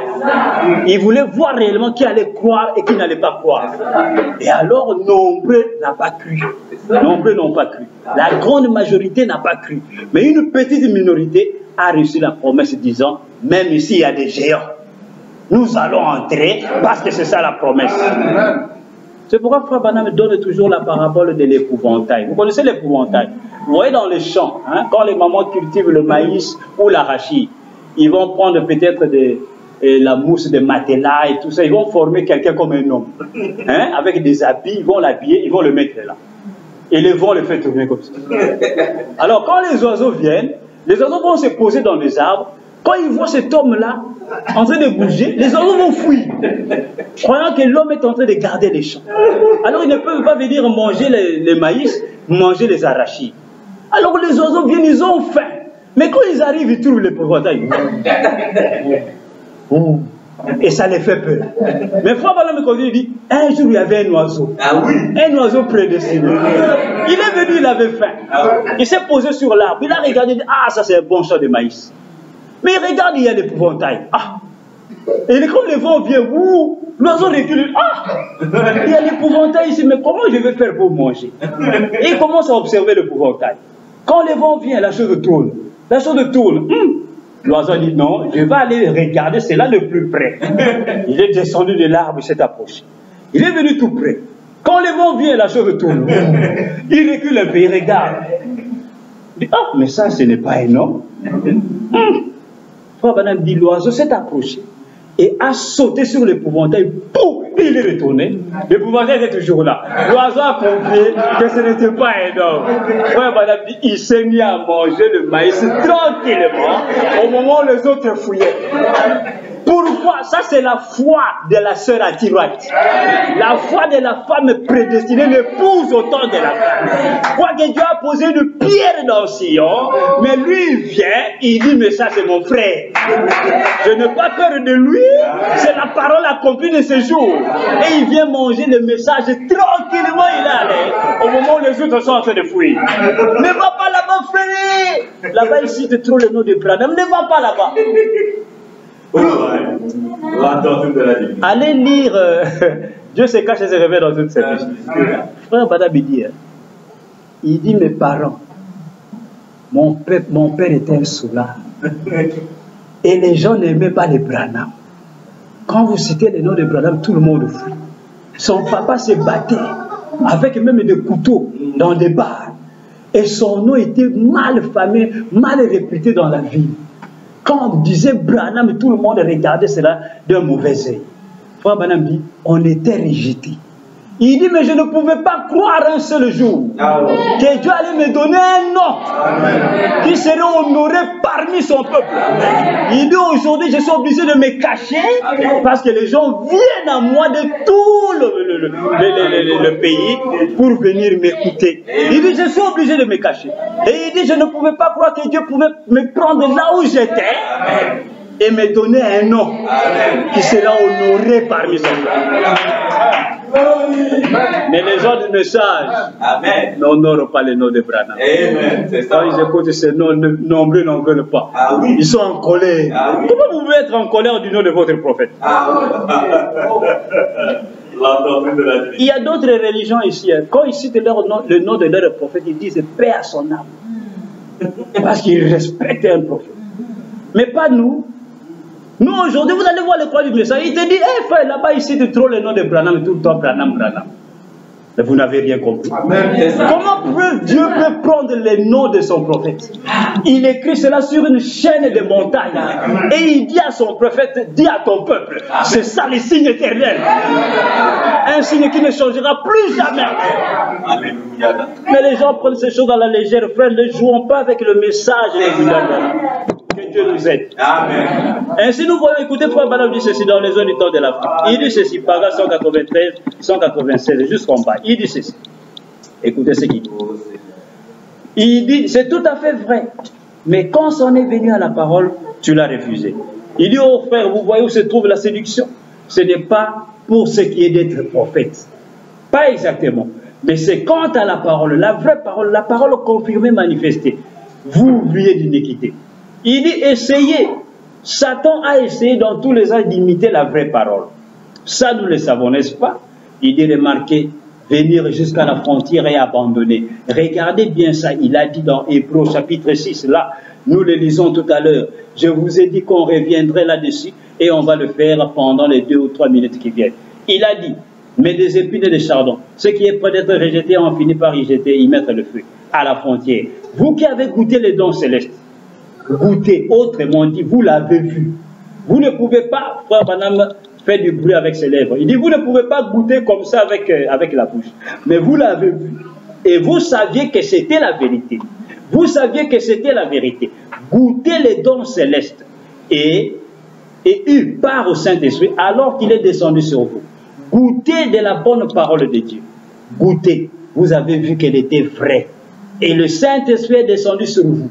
La mauvaise herbe dans le champ. Et ensuite s'est détourné. Réunions le Christ même qui vous a sanctifié et qui vous a appelé et qui a mis cette onction sur vous. Il ne reste plus de sacrifice pour le péché pour ça. Il dit c'est impardonnable. Il est impossible qu'il puisse jamais arriver à la connaissance de la vérité. Car il est impossible que ceux qui ont eu part au Saint-Esprit, il est descendu sur la mauvaise herbe. Vous voyez, j'ai pris le départ avec Jésus et Seigneur. J'irai jusqu'au bout. Mais quand vous en arrivez à la parole, vous faites demi-tour. Ils ont eu part au Saint-Esprit et ils ont même goûté ou vu la parole elle-même manifestée. Et ensuite, ils s'en détournent. Il est complètement impossible pour eux de jamais la voir ou de parvenir à elle. C'est ainsi dit l'Écriture. Il dit maintenant, vous les cieux et la terre passeront, mais elle, non. Vous le voyez? Complètement impossible. La Bible l'a dit et l'Esprit en rend témoignage. Amen. Le prophète nous montre, bien aimé, les gens qui viennent à la parole, qui goûtent la parole. Il dit, vous avez goûté au don du Saint-Esprit. Il dit, vous l'avez vu. La parole confirmée, manifestant ce temps de la fin. Mais les gens reculent et disent après, non, ce n'est pas comme ça et tout ça. Madame, il est impossible que ces gens-là puissent encore être sauvés. Ah oui. Il dit, c'est ce que Paul avait dit dans Hébreux 6. Ah oui. Après avoir goûté le don du Saint-Esprit, après avoir eu part au Saint-Esprit, et que vous revenez encore, il dit, c'est comme quelqu'un qui crucifie encore Jésus-Christ. Vous crucifiez, vous marchez encore sur le sang qui vous a déjà sauvé. Il dit, c'est un péché impardonnable. Il n'y a plus de pardon pour ces gens-là. Amen. C'est pourquoi les prophètes nous montrent que l'une des caractéristiques, c'est-à-dire ce que les oins du temps de la fin font, pour que vous puissiez les reconnaître au temps de la fin, premièrement, c'est par la parole. Quelle parole? La parole de ce jour. Ne regardez pas l'histoire qu'ils prêchent. Parce qu'en prêchant l'histoire, ils sont forts à prêcher l'histoire. Mais vous n'allez pas les juger par la prédication de l'histoire ou par la révélation de l'histoire, non. Il dit, vous allez les juger par la parole de votre juge. Comment ils comprennent la parole? Et la particularité des faux, des hommes du temps de la fin, c'est qu'ils prêchent toujours l'histoire. Et les croyants croient toujours à l'histoire. Mais ce que Dieu a fait ici, ils ne comprennent rien. Amen. Écoutez, le prophète va nous le dire. Amen. Et pourtant, aujourd'hui, ce n'est pas ce que nous devons comprendre. Écoutez les heures du temps de la fin, au paragraphe 232, il dit ceci. Les heures du temps de la fin, 232, il dit ceci. Il dit, souvenez-vous de David. Là, il était honnête, sincère, il essayait de faire un travail pour Dieu, mais il n'avait pas été établi pour le faire. Il les oint. Mais Jésus a dit, ils enseignent comme doctrine l'interprétation des Écritures de l'homme. Vous voyez, par la parole de Dieu, par sa parole confirmée, ils enseignent un Christ historique. Il dit, vous voyez, quelque chose qui a été. Ils enseignent un Christ historique. Quand on dit historique, c'est-à-dire de l'histoire. L'histoire, c'est ce qui est déjà passé. Des événements qui sont passés depuis longtemps. Et il dit, les gens du temps de la fin, ils enseignent aux gens aujourd'hui un Christ historique. Il dit, vous voyez, quelque chose qui a été. Et la Bible a dit, il est, je suis. Non pas j'étais ou je serai. Je suis maintenant. Il est la parole qui vit à travers ceci. Il était au commencement, il était dans le pouce, il était dans le grain, il était dans la balle, mais il est maintenant dans le grain. Amen. Amen. Amen. Donc la particularité de ces gens-là, c'est qu'ils nous parleront toujours de Jésus historique. Ils nous parleront toujours de Moïse là-bas. Ils nous parleront toujours de là-bas. Mais quant à la parole de l'heure, les événements modernes dans ce temps de la fin, ils ne savent pas où poser cela. Ah oui. C'est pourquoi ils ne peuvent même pas toucher cela. Ils vont juste parler ça, juste comme ça en l'air éternel. Mais pour réellement prendre cette parole-là et enseigner cela au peuple de Dieu en ce temps de la fin, afin que le peuple de Dieu puisse être positionné conformément aux promesses de ce jour aussi, ils ne peuvent pas le faire. Amen. Ils ne comprennent pas cela.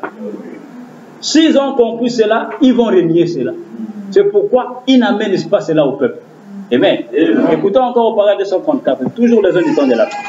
234, il dit ceci. Il dit, remarquez l'écriture là. Ils enseignent un Dieu historique, vous voyez. C'est comme s'ils essayaient de vivre dans le passé. Il dit par exemple, eh bien, Wesley a dit telle et telle chose.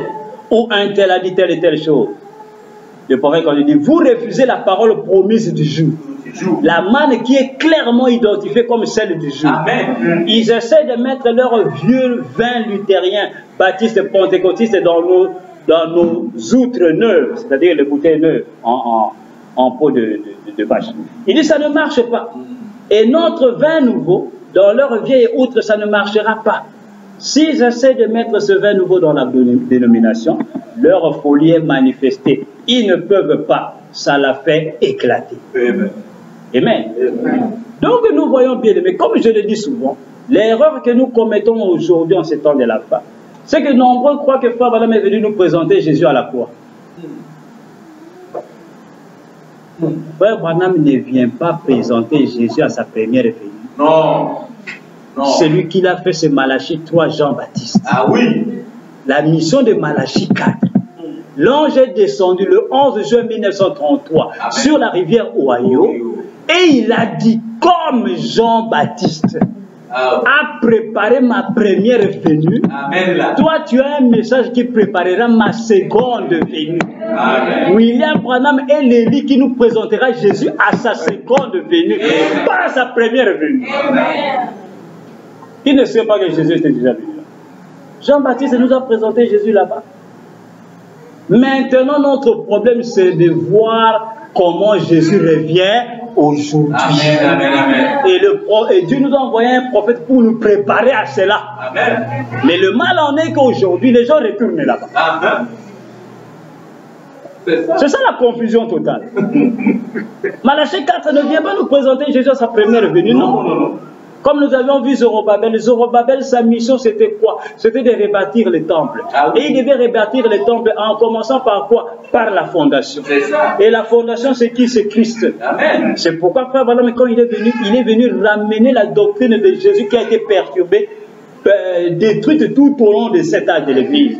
Il ramène cette doctrine-là, il ramène tout, c'est ça les fondements. Amen. Mais la mission de Zorobabel, la Bible déclare que les mains de Zorobabel ont commencé cette maison, les mains de Zorobabel l'achèveront. Zorobabel devait poser la pierre de fondation et aussi poser la pierre de fête. Oh shalom, que le Seigneur vous bénisse là. Mais le mal en est que les gens ne voient que la pierre de fondation. Dieu n'est pas que alpha, non. Dieu est alpha et oméga. Il est la pierre angulaire, il est la pierre de fête. La pierre du sommet. Et Zorobabel vient ramener tout cela, et il construit les temples, il ramène la doctrine de Jésus-Christ, il ramène le baptême au nom de Jésus-Christ, il ramène tout ce que les apôtres faisaient. Mais le mal en est que les gens s'arrêtent là. Non, frère, Malachie 4 est venu pour ramener la foi des enfants au Père. Mais il ne s'arrête pas là. Non. Le même Malachie 4. Ah oui. Frère Branham dit, il est le messager d'Apocalypse 10, verset 7. Amen. Car au jour de la voix du 7e ange, le mystère de Dieu serait accompli. Amen. La Bible ne dit pas révélé. Non, non. Accompli. Amen. Et le mystère c'est au singulier. Et oui. Et Paul dit dans, je crois, Timothée 3,7, il dit le mystère de Dieu c'est quoi? C'est Dieu dans la chair humaine. Amen. C'est-à-dire en ce jour-là, où le messager du 7e âge serait sur la terre, ce jour-là, Dieu se ferait homme sur la terre. Amen. La parole incarnée, faite chair de nouveau. Et fois, Madame dit, mais il ne le croit toujours pas. Ah oui. Les gens ne croient toujours pas. C'est ça. Ils vont nous amener à autre chose. Ils vont nous faire promener autre part. Ah oui. Écoutez, fois, Madame dit ceci dans Hébreux chapitre 2. Amen. Deuxième partie, écoutez. Verset le 25, juin 57 au soir. Paragraphe 190. Ah. Écoutez ce qu'il nous dit aussi. Hébreux chapitre 2, deuxième partie. Verset le 25 juin 57, paragraphe 190. Il dit ceci. Il dit maintenant, Seigneur, nous voyons Jésus. Le prophète est en train de prier. Il dit maintenant, Seigneur, nous voyons Jésus. Écoutez, nous ne voyons pas toutes choses. Nous voyons que nous mettons encore dans la tombe, même les plus saints parmi nous, et que nous marchons sur la tombe, et nous marchons sur la tombe les uns des autres. Il continue, il dit, mais nous voyons Jésus, Amen, qui a fait la promesse. Nous voyons qu'il est avec nous. Amen. Le prophète continue, il dit, pas Jésus dans la tombe. Pas Jésus il y a 2000 ans. Ah oui. Mais Jésus ce soir, qui est avec nous. Amen. Nous les voyons manifester dans toute sa puissance et par des signes et des prodiges. Amen. C'est ça là. Alléluia. Amen. Frère Branham dit pas Jésus il y a 2000 ans. Non. Le Jésus que nous voyons aujourd'hui, ce n'est pas le Jésus il y a 2000 ans. Ah oui. Pas Jésus dans la tombe. Mais Jésus avec nous aujourd'hui. Amen. Jésus avec nous ce soir. Amen. Pourquoi les prophètes disent ça? Disent ces choses parce que sa mission c'était de nous présenter Jésus ici. Amen. En ces temps de la fin. Amen. Ce n'est pas venir nous présenter de l'histoire. Amen. Écoutez dans Apocalypse, le livre des symboles. Amen. Verset le 17 juin 56. Amen là. Paragraphe 105, 106, il dit ceci. Alléluia. Apocalypse, le livre des Oh, symboles. Seigneur. Amen. 105, 106. Amen. 17 juin 56. Alléluia. Il dit ceci. Il est en train de prier encore ici. Il dit maintenant, Père Céleste, le temps ne nous le permettra pas. Nous sentons ton esprit se mouvoir à travers nous. Et nous t'aimons parce que le Saint-Esprit aime la parole. Amen. Il va dans la parole Ah oui. et il prend la parole et nous la révèle, nous l'ouvre. En d'autres termes, il révèle Jésus à travers sa parole. Amen. Car au commencement était la parole et la parole était avec Dieu. Et la parole a été faite chair, laquelle est Christ. Et maintenant la parole retourne Amen. et révèle de nouveau Amen. et manifeste le Christ ressuscité, Amen. non pas un Christ historique. Non. Ah. Non. Oh, alléluia. Ouais, Madame dit, et la parole a été faite chair. C'est ça la doctrine de la divinité là. Laquelle est Christ. Amen. Et maintenant, la parole retourne et révèle de nouveau et manifeste le Christ ressuscité, non pas un Christ historique. Non. Il continue de dire, oh Dieu, que l'Église puisse voir ceci ce matin, que c'est une révélation. La parole l'amenant à la vie. Amen. La parole elle-même révélant le Seigneur Jésus ressuscité. Amen. Et il est au milieu de nous. Amen. Attendons le moment où nous pourrons tous être ensemble et il pourra nous introduire dans le millénium en triomphe comme dans la victoire. Amen. Amen. Amen. Voilà, bien aimé, le Jésus ressuscité, le Jésus révélé aujourd'hui. Mais les gens du temps de la fin et montreront aux gens Jésus là-bas, de l'autre côté. Jésus à Jérusalem, Jésus à la croix, Jésus là-bas, Jésus là-bas. Et pourtant, le même Jésus avait promis qu'au temps de la fin, il allait se manifester. Il a donné des promesses pour ce jour. Ah oui. Et Frère Branham me déclare que Jésus a plus parlé de sa seconde venue que de sa première venue. Ah oui. Amen, amen, amen. Pourquoi? Parce que c'est l'événement le plus important dans le plan de la rédemption. Amen. C'est pourquoi Salomon a dit la fin d'une chose vaut mieux la fin d'une chose que son commencement. Le plan de la rédemption a commencé à la croix. C'est l'alpha, c'est bien, c'est le commencement, c'est le premier pas. Mais ne nous arrêtons pas là-bas. Non, non, non, non. Non. Jésus est le chemin. Ah oui. Et quand vous sortez le matin, vous dites je vais aller à l'église, voici le chemin de l'église. Et vous vous mettez là. Oui. Et vous commencez à observer le chemin. Vous allez arriver. Non. Vous devez emprunter le chemin. C'est ça. Et Jésus, quand il est venu, il a dit je suis le chemin. Et le chemin qui mène vers où? La vie éternelle. Ah, mais la vie éternelle devait être révélée quand? Ainsi, nous devons partir de là. Frère Branham dit, c'est de là que nous commençons. Amen. Nous commençons à la croix. Tout commence à la croix. Mais nous commençons à marcher avec Jésus. C'est ça. Nous commençons à marcher jusqu'à ce que nous arrivons ici, où il se manifeste en tant qu'Oméga. C'est pourquoi le prophète de Dieu nous dit, il dit la rédemption a toujours deux côtés. Amen. La rédemption a deux bouts. Amen. Sortir de, entrer dans. C'est ça. Mais quelqu'un peut bien sortir de. Jésus est venu, l'a fait sortir de la dénomination. Il a accepté cela. Il a accepté l'œuvre de la croix. Comme l'Israël est sorti de l'Égypte, ils ont vu un prophète confirmé avec la colonne de feu. Ils ont traversé la mer Rouge. Mais certains ne sont pas entrés dans le canon. Certains ne sont pas entrés dans la terre promise. Ils ont péri où? Dans le désert. Et frère Madame nous révèle un mystère, il dit ces gens n'ont jamais été sauvés. Non. C'est pourquoi quelqu'un peut bien sortir. Il croit que Jésus est mort pour lui à la croix. Il croit que Jésus-Christ a versé son sang pour lui à la croix. Mais maintenant, pour marcher, continuer, venir jusqu'ici à Canon, notre Canon, qui est l'ouverture des sceaux aujourd'hui, quelqu'un dit non, moi je n'entre pas là-bas, Jésus m'a déjà sauvé à la croix. Il périt dans le désert. Le désert, c'est ça. Que le Seigneur vous bénisse. Parce que si réellement Jésus t'a sauvé à la croix, tu verras l'ouverture des sceaux. Ah oui, c'est ça.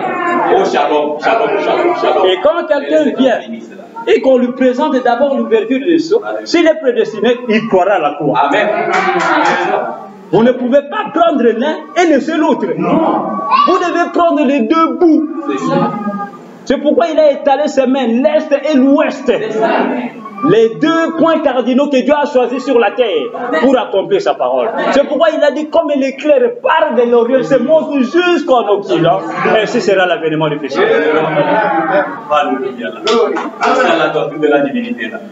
Mais le mal en est que les gens aiment beaucoup là-bas. Les gens aiment trop là-bas. Ici, ils n'aiment pas. Écoutez, nous allons prendre l'écriture et ça va vous étonner. Vous allez écouter ce que le prophète dit. Et c'est ce que les églises font en ces temps de la parole. Écoutons d'abord en tournant les regards vers Jésus. Amen. Alléluia. Tournons les regards vers Jésus. Écoutez ce qu'il dit. Il dit ceci. Prêchez le 29 décembre 63 au soir.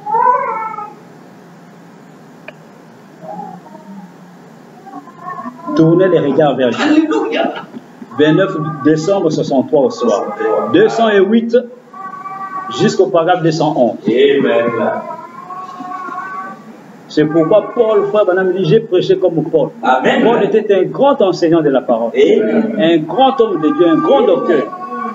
Écoutez, frère Branham dit ceci. Il dit, ô Église, alors s'il a dit, vous me verrez, c'est la preuve que vous pouvez de nouveau regarder. Vous me verrez, car je serai avec vous et même en vous jusqu'à la fin du monde. Il dit, comment le voyez-vous? Dans la parole. Il est la parole. Regardez la parole et voyez ce qu'est la promesse, car il est le même hier, aujourd'hui, éternellement. Écoutez, ce qu'il était quand il marchait en Galilée, il est aussi ce soir à Jeffersonville et au Branham Tabernacle. Il dit, que cherchez-vous en regardant? Un fondateur, un homme de dénomination. Vous ne verrez jamais cela en Jésus. Regardez-vous pour voir quelqu'un qui a l'apparence d'un prêtre. Vous ne le verrez jamais en Jésus. Il dit non. Comment voyez-vous Jésus? Par la parole de Dieu rendue manifeste, parce qu'il était la parole de Dieu manifestée. Ce qu'il était alors, il est ce soir et il le sera toujours. Alléluia. Ouais, madame, il dit Jésus, c'est qu'il était quand il marchait en Galilée. Il est aussi ce soir à Jeffersonville. Ça, c'est la ville de Frère Branham. Il va encore plus précis, il dit dans Branham et Tabernacle.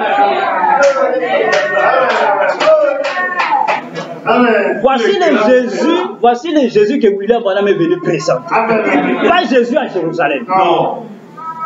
Jésus ici aujourd'hui. En ces temps de la fin, qui est le même hier, aujourd'hui, éternellement, à l'exception du corps physique. Alléluia. Amen. Écoutons Hébreu chapitre 6. Hébreu chapitre 6, troisième partie. Hébreu chapitre 6.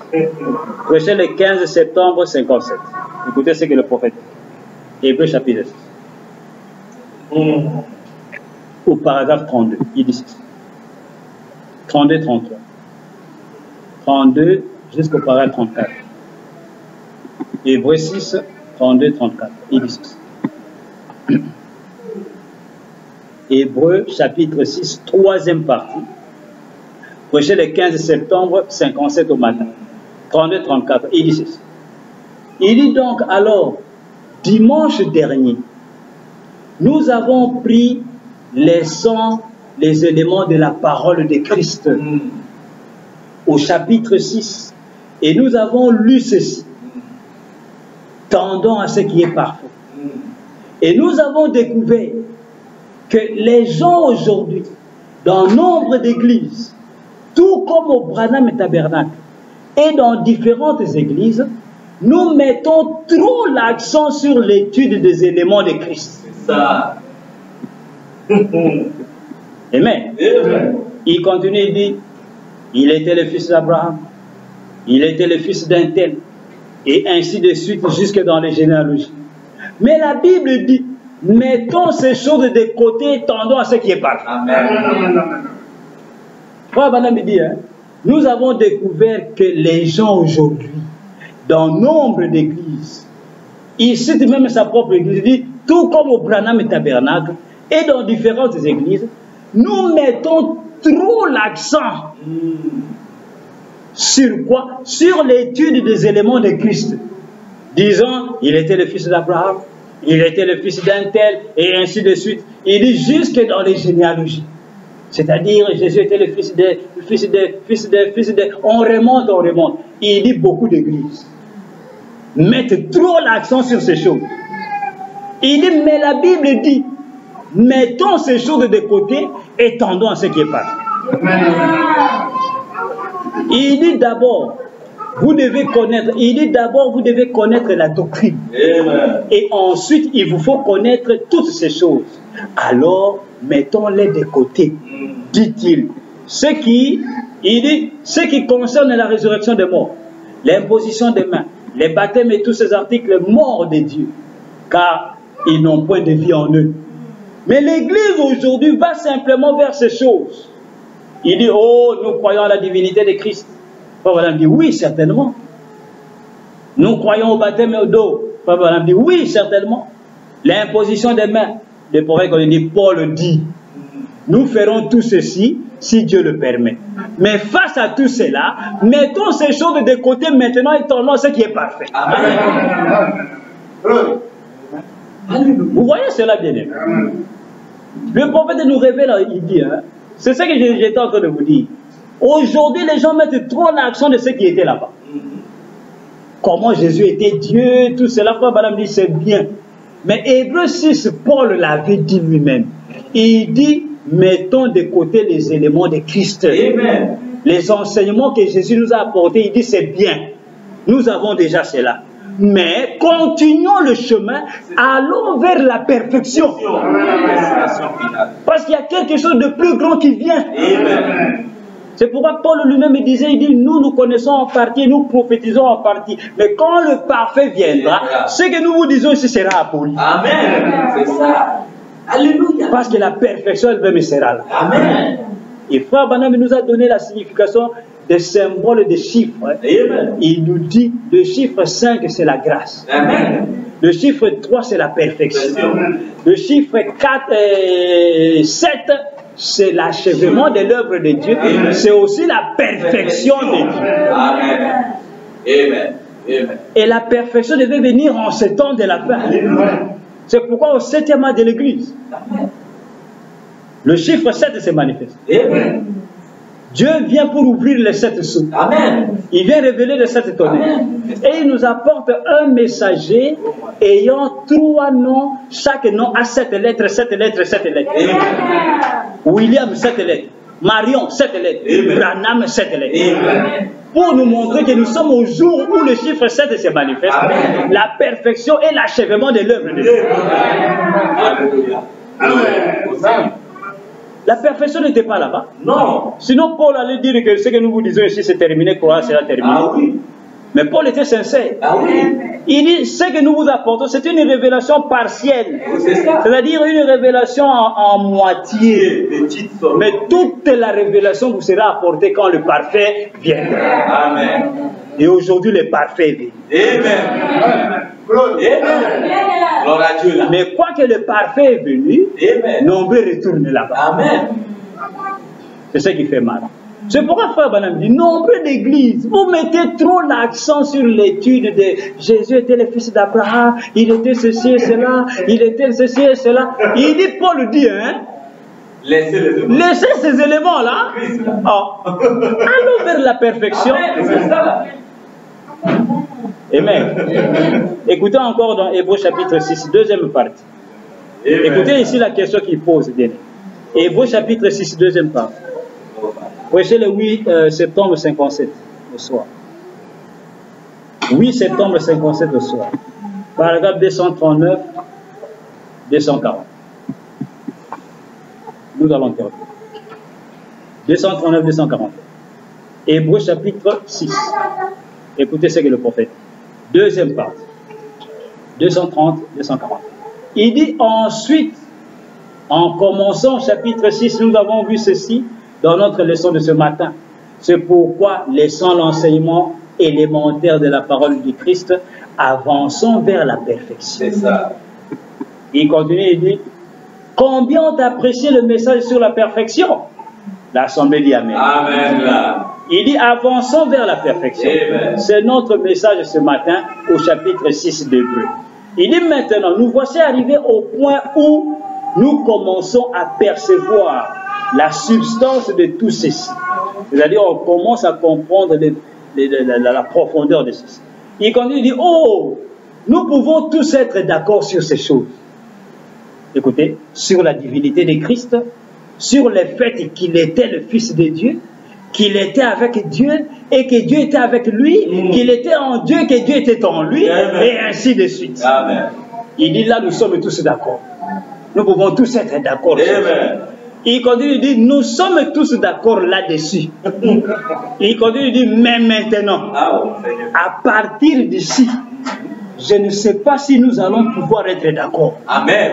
C'est ça. Alléluia. Glorie. Il dit, enfin, quoi qu'il en soit, certains soirs, nous allons vous donner la possibilité de m'écrire un petit mot pour m'exprimer votre pensée là-dessus. Le prophète dit ici, hein, dans Hébreux 6, ils étaient en train d'étudier la perfection. Et il a pris Hébreux 6 là où Paul a dit, laissons les éléments de Christ, l'imposition des mains, le baptême, tout cela. Nous ferons ces choses si Dieu le permet, mais tendons vers la perfection.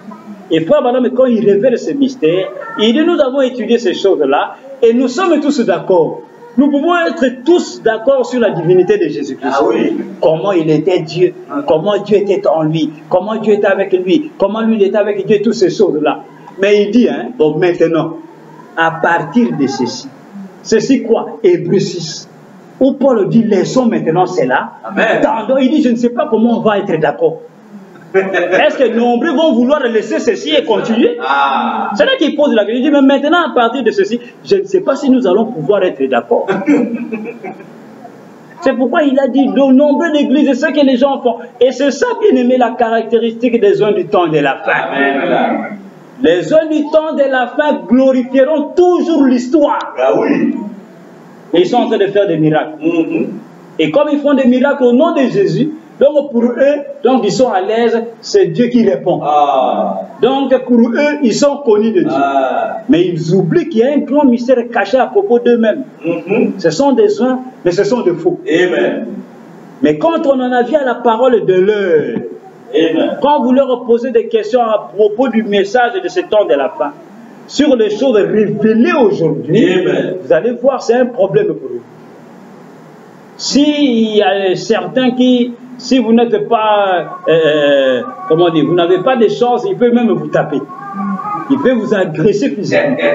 Il peut vous insulter, vous donner tout genre de noms. Ah oui. Et Frère Branham dit, ça a toujours été la réaction de quelqu'un qui n'a pas la révélation de la parole. Amen.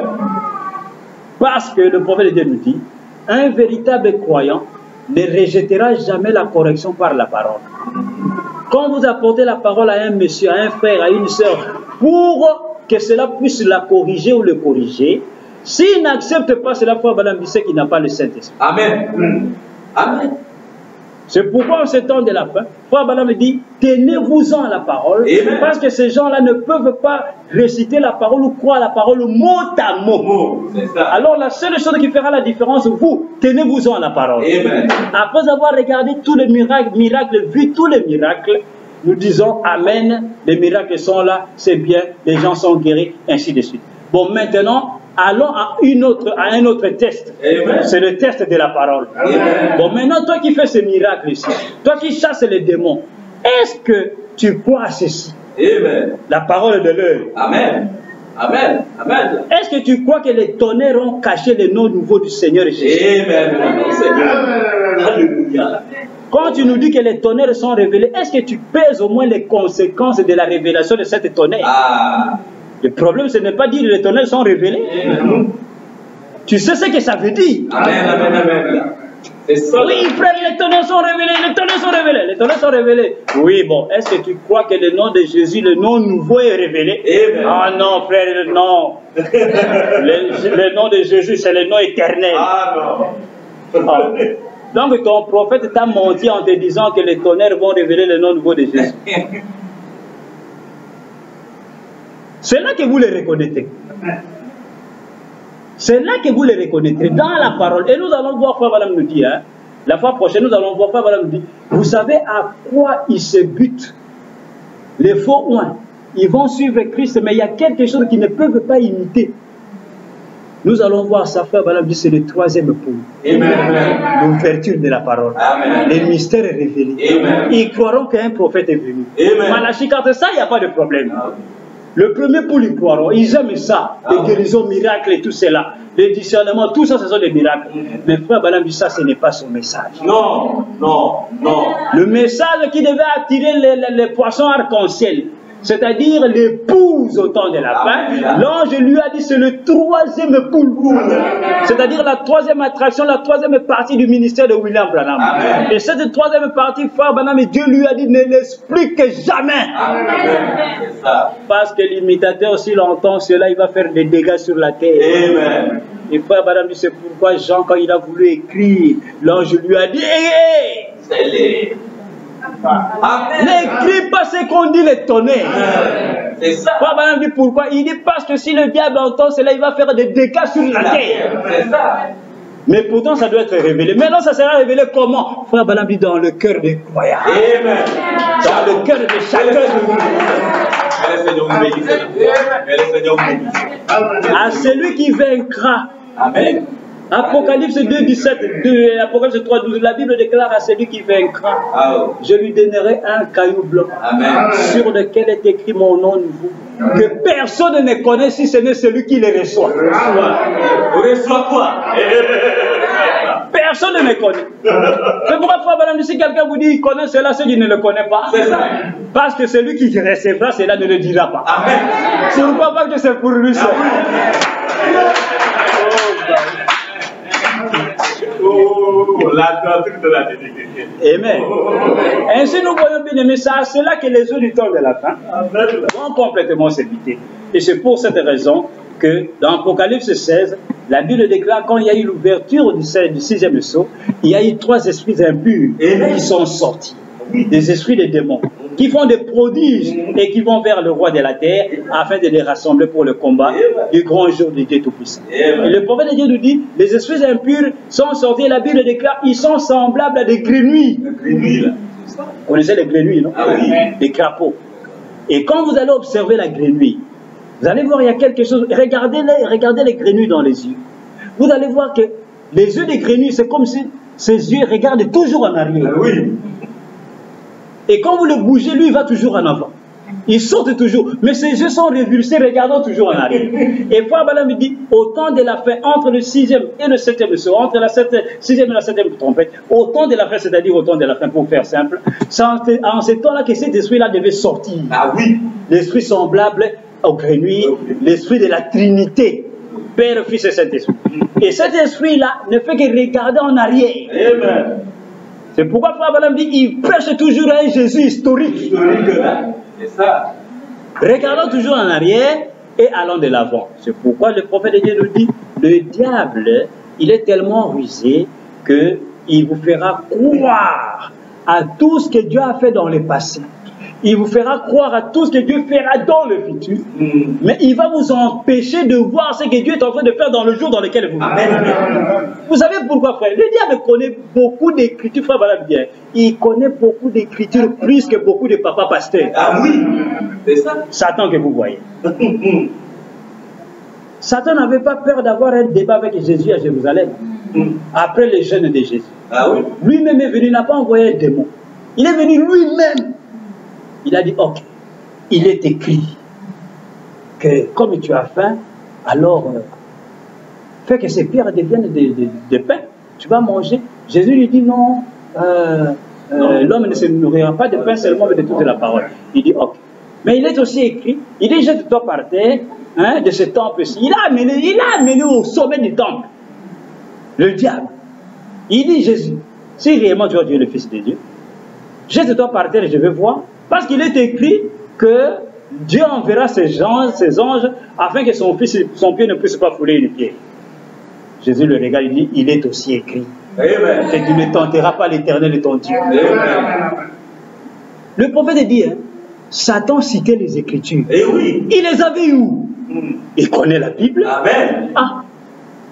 Mais regardez, il dit, Jésus n'a jamais utilisé son pouvoir pour faire fuir le diable. Jésus pouvait claquer ses doigts, le diable allait disparaître. Il pouvait faire quelque chose, le diable allait disparaître. Il pouvait prier, le diable allait disparaître. Mais le débat s'est terminé. Comment? Il est écrit, il est aussi écrit. Il est écrit, il est aussi écrit. Citation sur citation. Citation sur citation. Jusqu'à ce que vous allez le voir, où il disparaît. Ah frère, qu'est-ce que tu veux dire? Non. Si tu ne crois pas à ceci, tu es calé. C'est là qu'il va s'arrêter complètement. Et c'est comme ça que le diable a fui. C'est pourquoi il va lui regarder à la parole, pas au miracle. Ce qui fera fuir Satan, loin de vous, c'est la révélation de la parole. Amen, amen, amen, amen. C'est ça. La révélation de la parole. C'est pourquoi même dans une église, quand vous tenez à la parole révélée de ce temps de la fin, quelqu'un ne peut pas venir et s'attarder là s'il n'est pas prédestiné. Amen. Shalom. La parole va le faire fuir. Amen. Il va sortir. Amen. Parce qu'il ne pourra pas se tenir. Amen. Amen. C'est pourquoi, bien aimé, en ce temps de la fin, l'esprit des grenouilles, frère Bala me dit, écoutez, nous allons lire cela dans les heures du temps de la fin, 240, nous allons terminer. 240, 241. Il dit ceci. Il dit une trinité de grenouilles. Une grenouille est un animal qui regarde toujours en arrière. Il ne regarde jamais où il va. Il regarde là où il vient. Il dit, voyez, vous voyez, n'est-ce pas? Où est-ce que la doctrine trinitaire a pris naissance? Souvenez-vous, 3 esprits impurs, esprits distincts. Est-ce que vous saisissez? L'Assemblée dit Amen. Amen. Il dit, remarquez, il regarde en arrière au concile de Nicée, là où la doctrine de la Trinité a pris naissance. Pas dans la Bible. Cette chose-là n'existe pas. Il regarde en arrière au concile de Nicée, à Rome, là où la Trinité a pris naissance. Remarquez d'où ils viennent. Remarquez. Et la Trinité de grenouilles est sortie d'une ancienne Trinité. Elle a donné naissance à une nouvelle Trinité, leur mère. D'où est-elle sortie? Une Trinité, le dragon. Vous voyez, la bête et le faux prophète. Une Trinité nouvelle. En effet, quand ces grenouilles sont-elles sorties? Quand ça? Il dit, remarquez, elles étaient là dès le début, mais ce n'est qu'entre la 6e et la 7e coupe que ça a été manifesté, juste avant que les cieux soient ouverts pour le révéler. C'est par le message du 7e ange, les mystères de Dieu, car par le message du 7e ange, les mystères de Dieu seraient révélés. Toutes ces choses trinitaires, ces faux baptêmes et tout devait être manifesté. Que Dieu nous aide à voir la vérité. Amen. Et à ne pas penser que c'est quelqu'un qui cherche à dire quelque chose. Amen. Amen. Ainsi nous voyons bien aimés, c'est ça l'esprit en ce temps de la fin qui anime nombreux aujourd'hui. C'est l'esprit impur, l'esprit des crapauds, l'esprit des grenouilles, qui fait que les gens retournent toujours en arrière, regardent toujours dans le passé et s'avancent toujours pour croire les promesses qui viendront, mais le diable les aveugle à voir les promesses accomplies dans le jour dans lequel nous vivons. Ainsi, quelqu'un ne peut pas avoir des miracles, faire toutes ces choses-là, ces prodiges, ainsi de suite, et renier la parole de son jour. S'il croit la parole de son jour, alors gloire à Dieu, c'est un véritable point de Dieu. Mais quand il fait ce chose-là et qu'il renie la parole de son jour, alors à ce moment-là, c'est qu'il n'est pas un oint, il n'est pas un véritable oint, c'est un faux oint de Dieu. Un faux oint qui est manifestant ces temps de la fin. Amen. Mais le dimanche prochain, nous allons voir, bien-aimés, pour équilibrer la parole, ne l'oubliez pas, on ne dit pas que tous ceux qui font des miracles sont des faux oints. Ah, ce n'est pas ce que nous disons. Amen. Parce que le prophète nous montre, il dit que les faux oints feront aussi des miracles comme les véritables oints. Amen. Donc il y a aussi les véritables oints qui font des miracles. Amen. Et ils se tiennent dans la parole. Amen. Donc ce n'est pas tous ceux qui font des miracles qui sont de faux. Non.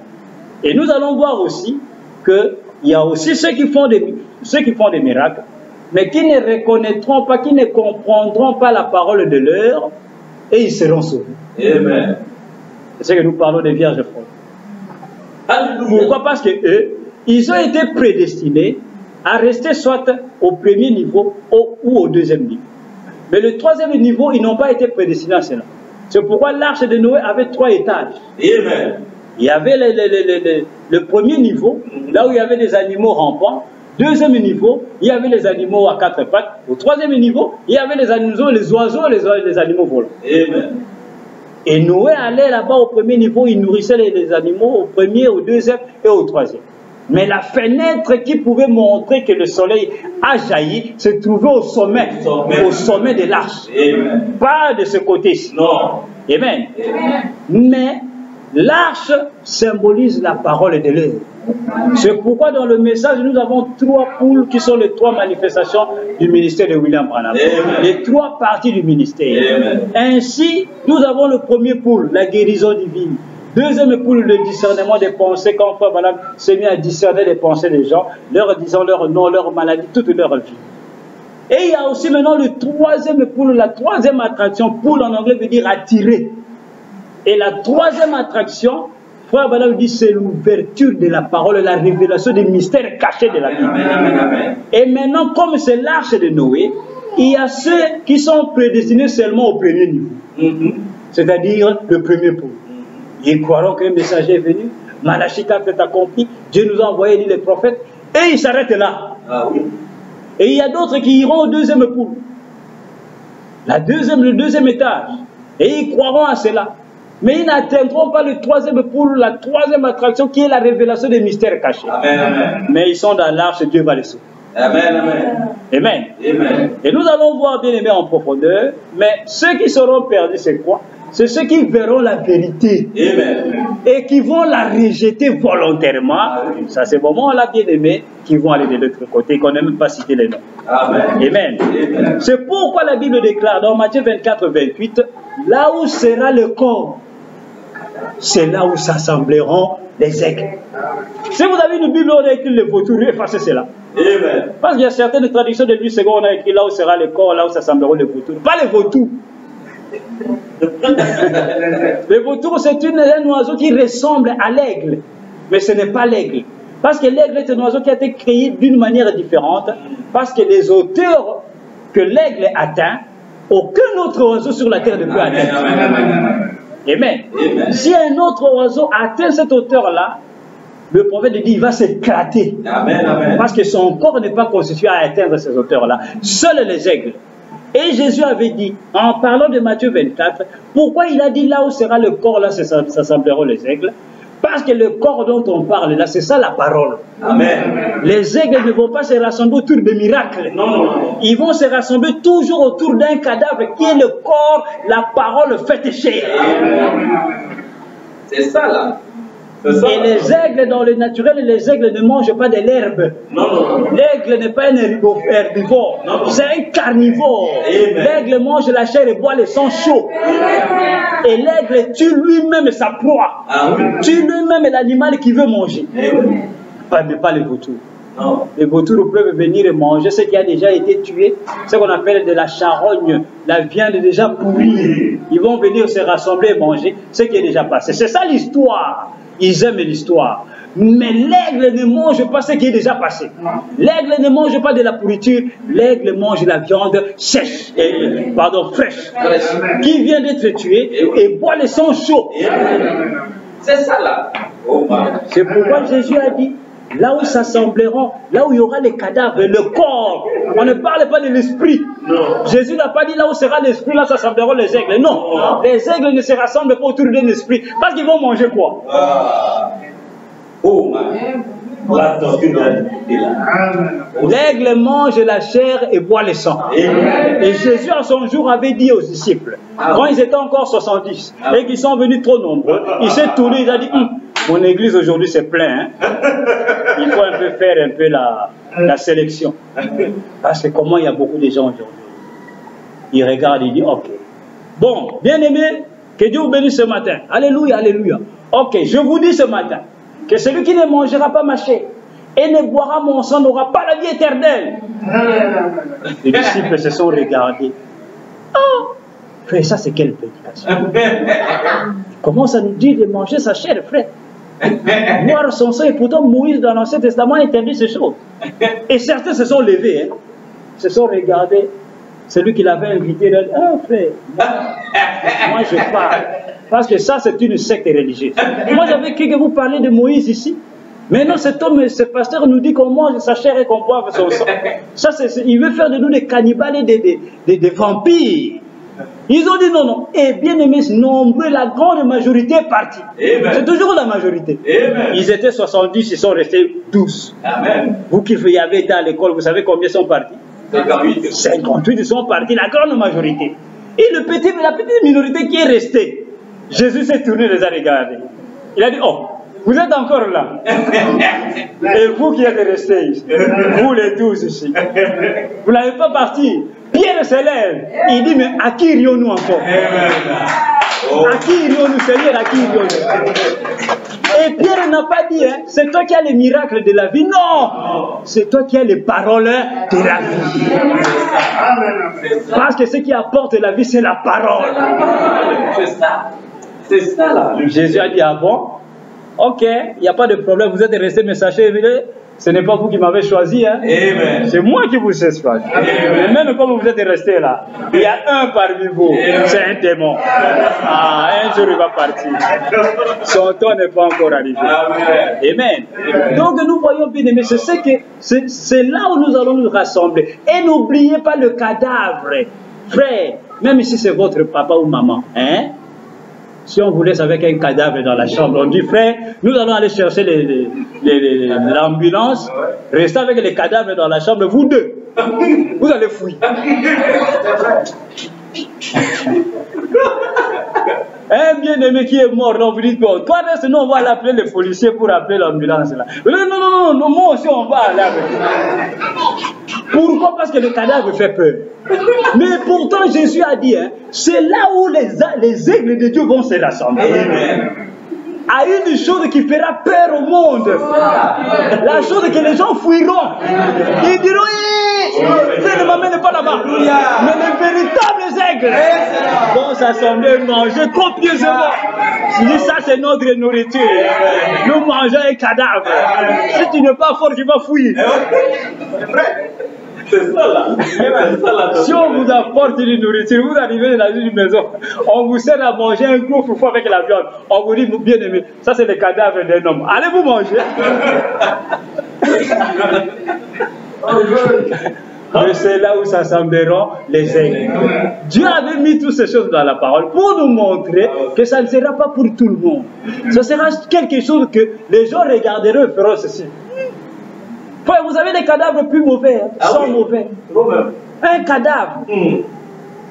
Quand il n'y a pas de vie dans un cadavre, vous ne pouvez même pas regarder. Vous savez pourquoi les gens pleurent? Pourquoi nous pleurons quand nos bien-aimés sont partis? Parce que quand vous le regardez, vous dites ce n'est pas possible. Pourquoi? Parce que la vie n'est plus. Ah oui. Ce corps-là, vous le regardez, le corps a complètement changé. Oui. Et ça fait mal. C'est ça là. Mais les aigles de Dieu vont se rassembler autour d'un cadavre, d'un corps que nous-mêmes nous aurons tué. C'est-à-dire par la révélation personnelle. L'aigle lui-même tue son cadavre. Et il vient manger ce cadavre. Et si alors les autres qui regardent l'aigle manger les cadavres, S'il n'est pas fort, il dira, ça c'est un sorcier. Ça c'est un magicien. Comment il peut croire à de telles choses? Ça, ce sont des démons. Et frère Branham, il dit, là-bas, à Jérusalem, quand les pharisiens, les sacrificateurs étaient en train d'appeler Jésus Belzébuth, ils étaient en train d'appeler Jésus un démon.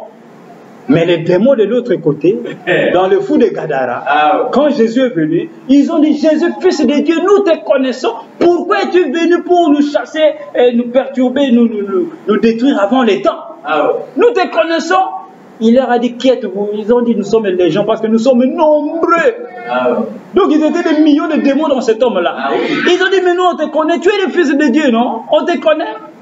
Et le prophète déclare, au moment où les grands sacrificateurs, qui étaient dans les temples, dans la lignée de Lévite, qui faisaient les sacrifices, eux, ils ont appelé Jésus démon. Ils ont dit, il est Satan. Il est Belzébuth. Nous devons le crucifier parce que lui qui est un homme, il s'est fait Dieu.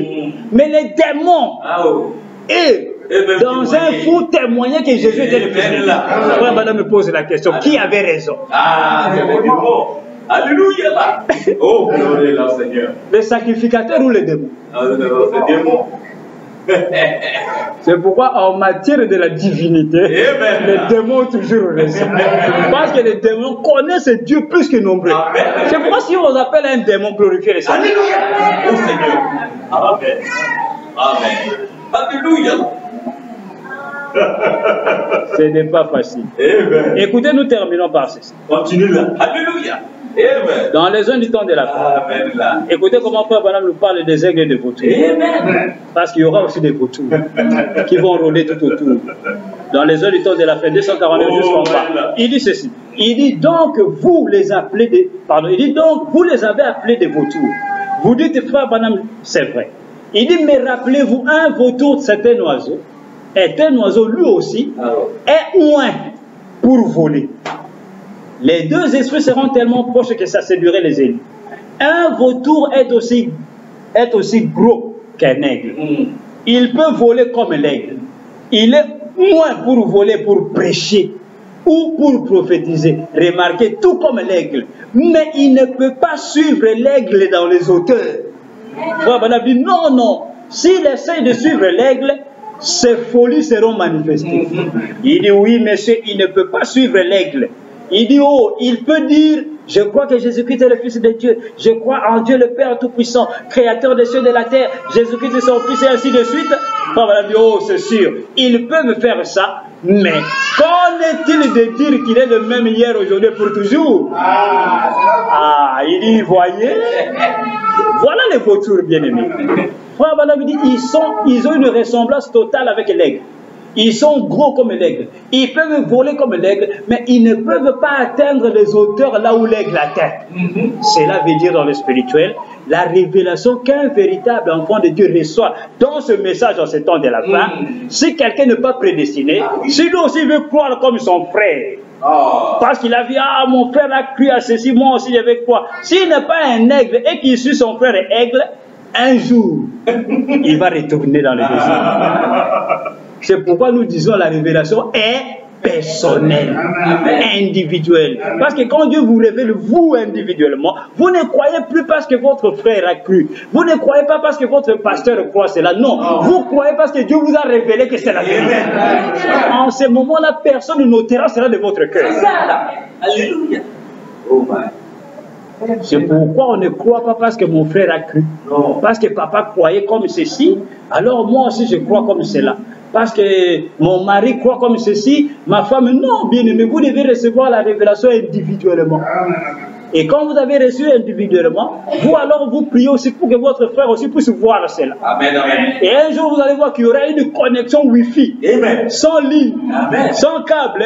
Vous allez comprendre que votre frère aussi, il est aussi dedans. Ça c'est le moment là, quand vous vous connectez, vous voyez lui aussi il est connecté. Vous dites, oh frère, tu es déjà là, écoutez, nous prenons 250. Paragraphe 250. Le prophète dit ceci. Toujours les auditeurs de la paix. Il dit, l'aigle est un oiseau bâti d'une façon spéciale. Il n'y a rien de semblable à lui sur la terre. Il dit, voyez, Si un vautour essaie de le suivre, ou n'importe quel autre oiseau, il se désintégrerait. C'est-à-dire il va exploser. Il dit ces folies seront manifestées là, c'est sûr. Il éclaterait quand il essaierait de mettre le vin nouveau dans une vieille outre. Vous voyez, il éclaterait, il se désintégrerait. Il n'est pas conçu, son corps n'a pas la charpente qu'il faut pour tenir là-haut. Quand il pénétrera dans ces grandes sphères là-haut, s'il n'a pas été conçu, établi, prédestiné, un aigle de naissance, il va éclater. Il dit, voyez, ses ailes perdraient toutes leurs plumes et il tomberait par terre, certainement. Il ne peut pas suivre l'aigle dans les hauteurs. S'il essaie de le faire, sa folie sera manifestée, c'est vrai. Vous ne pouvez pas. Il dit pourquoi? Il ne peut pas voir comme l'aigle. À quoi ça sert de chercher à sauter très haut si vous ne voyez pas où vous êtes quand vous êtes là-haut? À quoi ça sert de sauter très haut si vous ne pouvez pas voir lorsque vous arrivez là-haut? Amen. Amen. Vous savez, l'aigle a une vue très perçante. Et le mystère avec l'aigle, c'est quoi, bien aimé? Plus loin il monte, Amen. Mieux il voit encore très loin. Amen. Amen. Un aigle peut monter très loin, il peut voir un poisson dans l'eau quand il est au-dessus d'une rivière. Et il peut descendre, piquer, venir pêcher ces poissons. Oui. Donc plus il va plus loin, mieux il voit.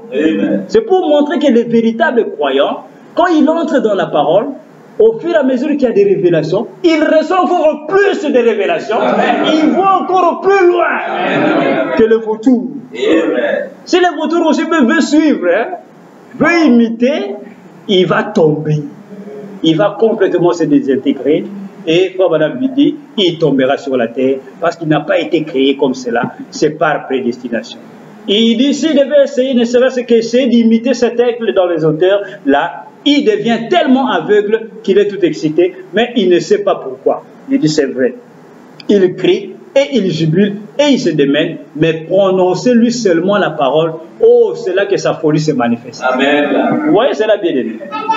Il dit, prononcez-lui seulement la parole, c'est là que sa folie se manifeste. Donc, nous voyons bien aimé que l'aigle, c'est les croyants au temps de la fin.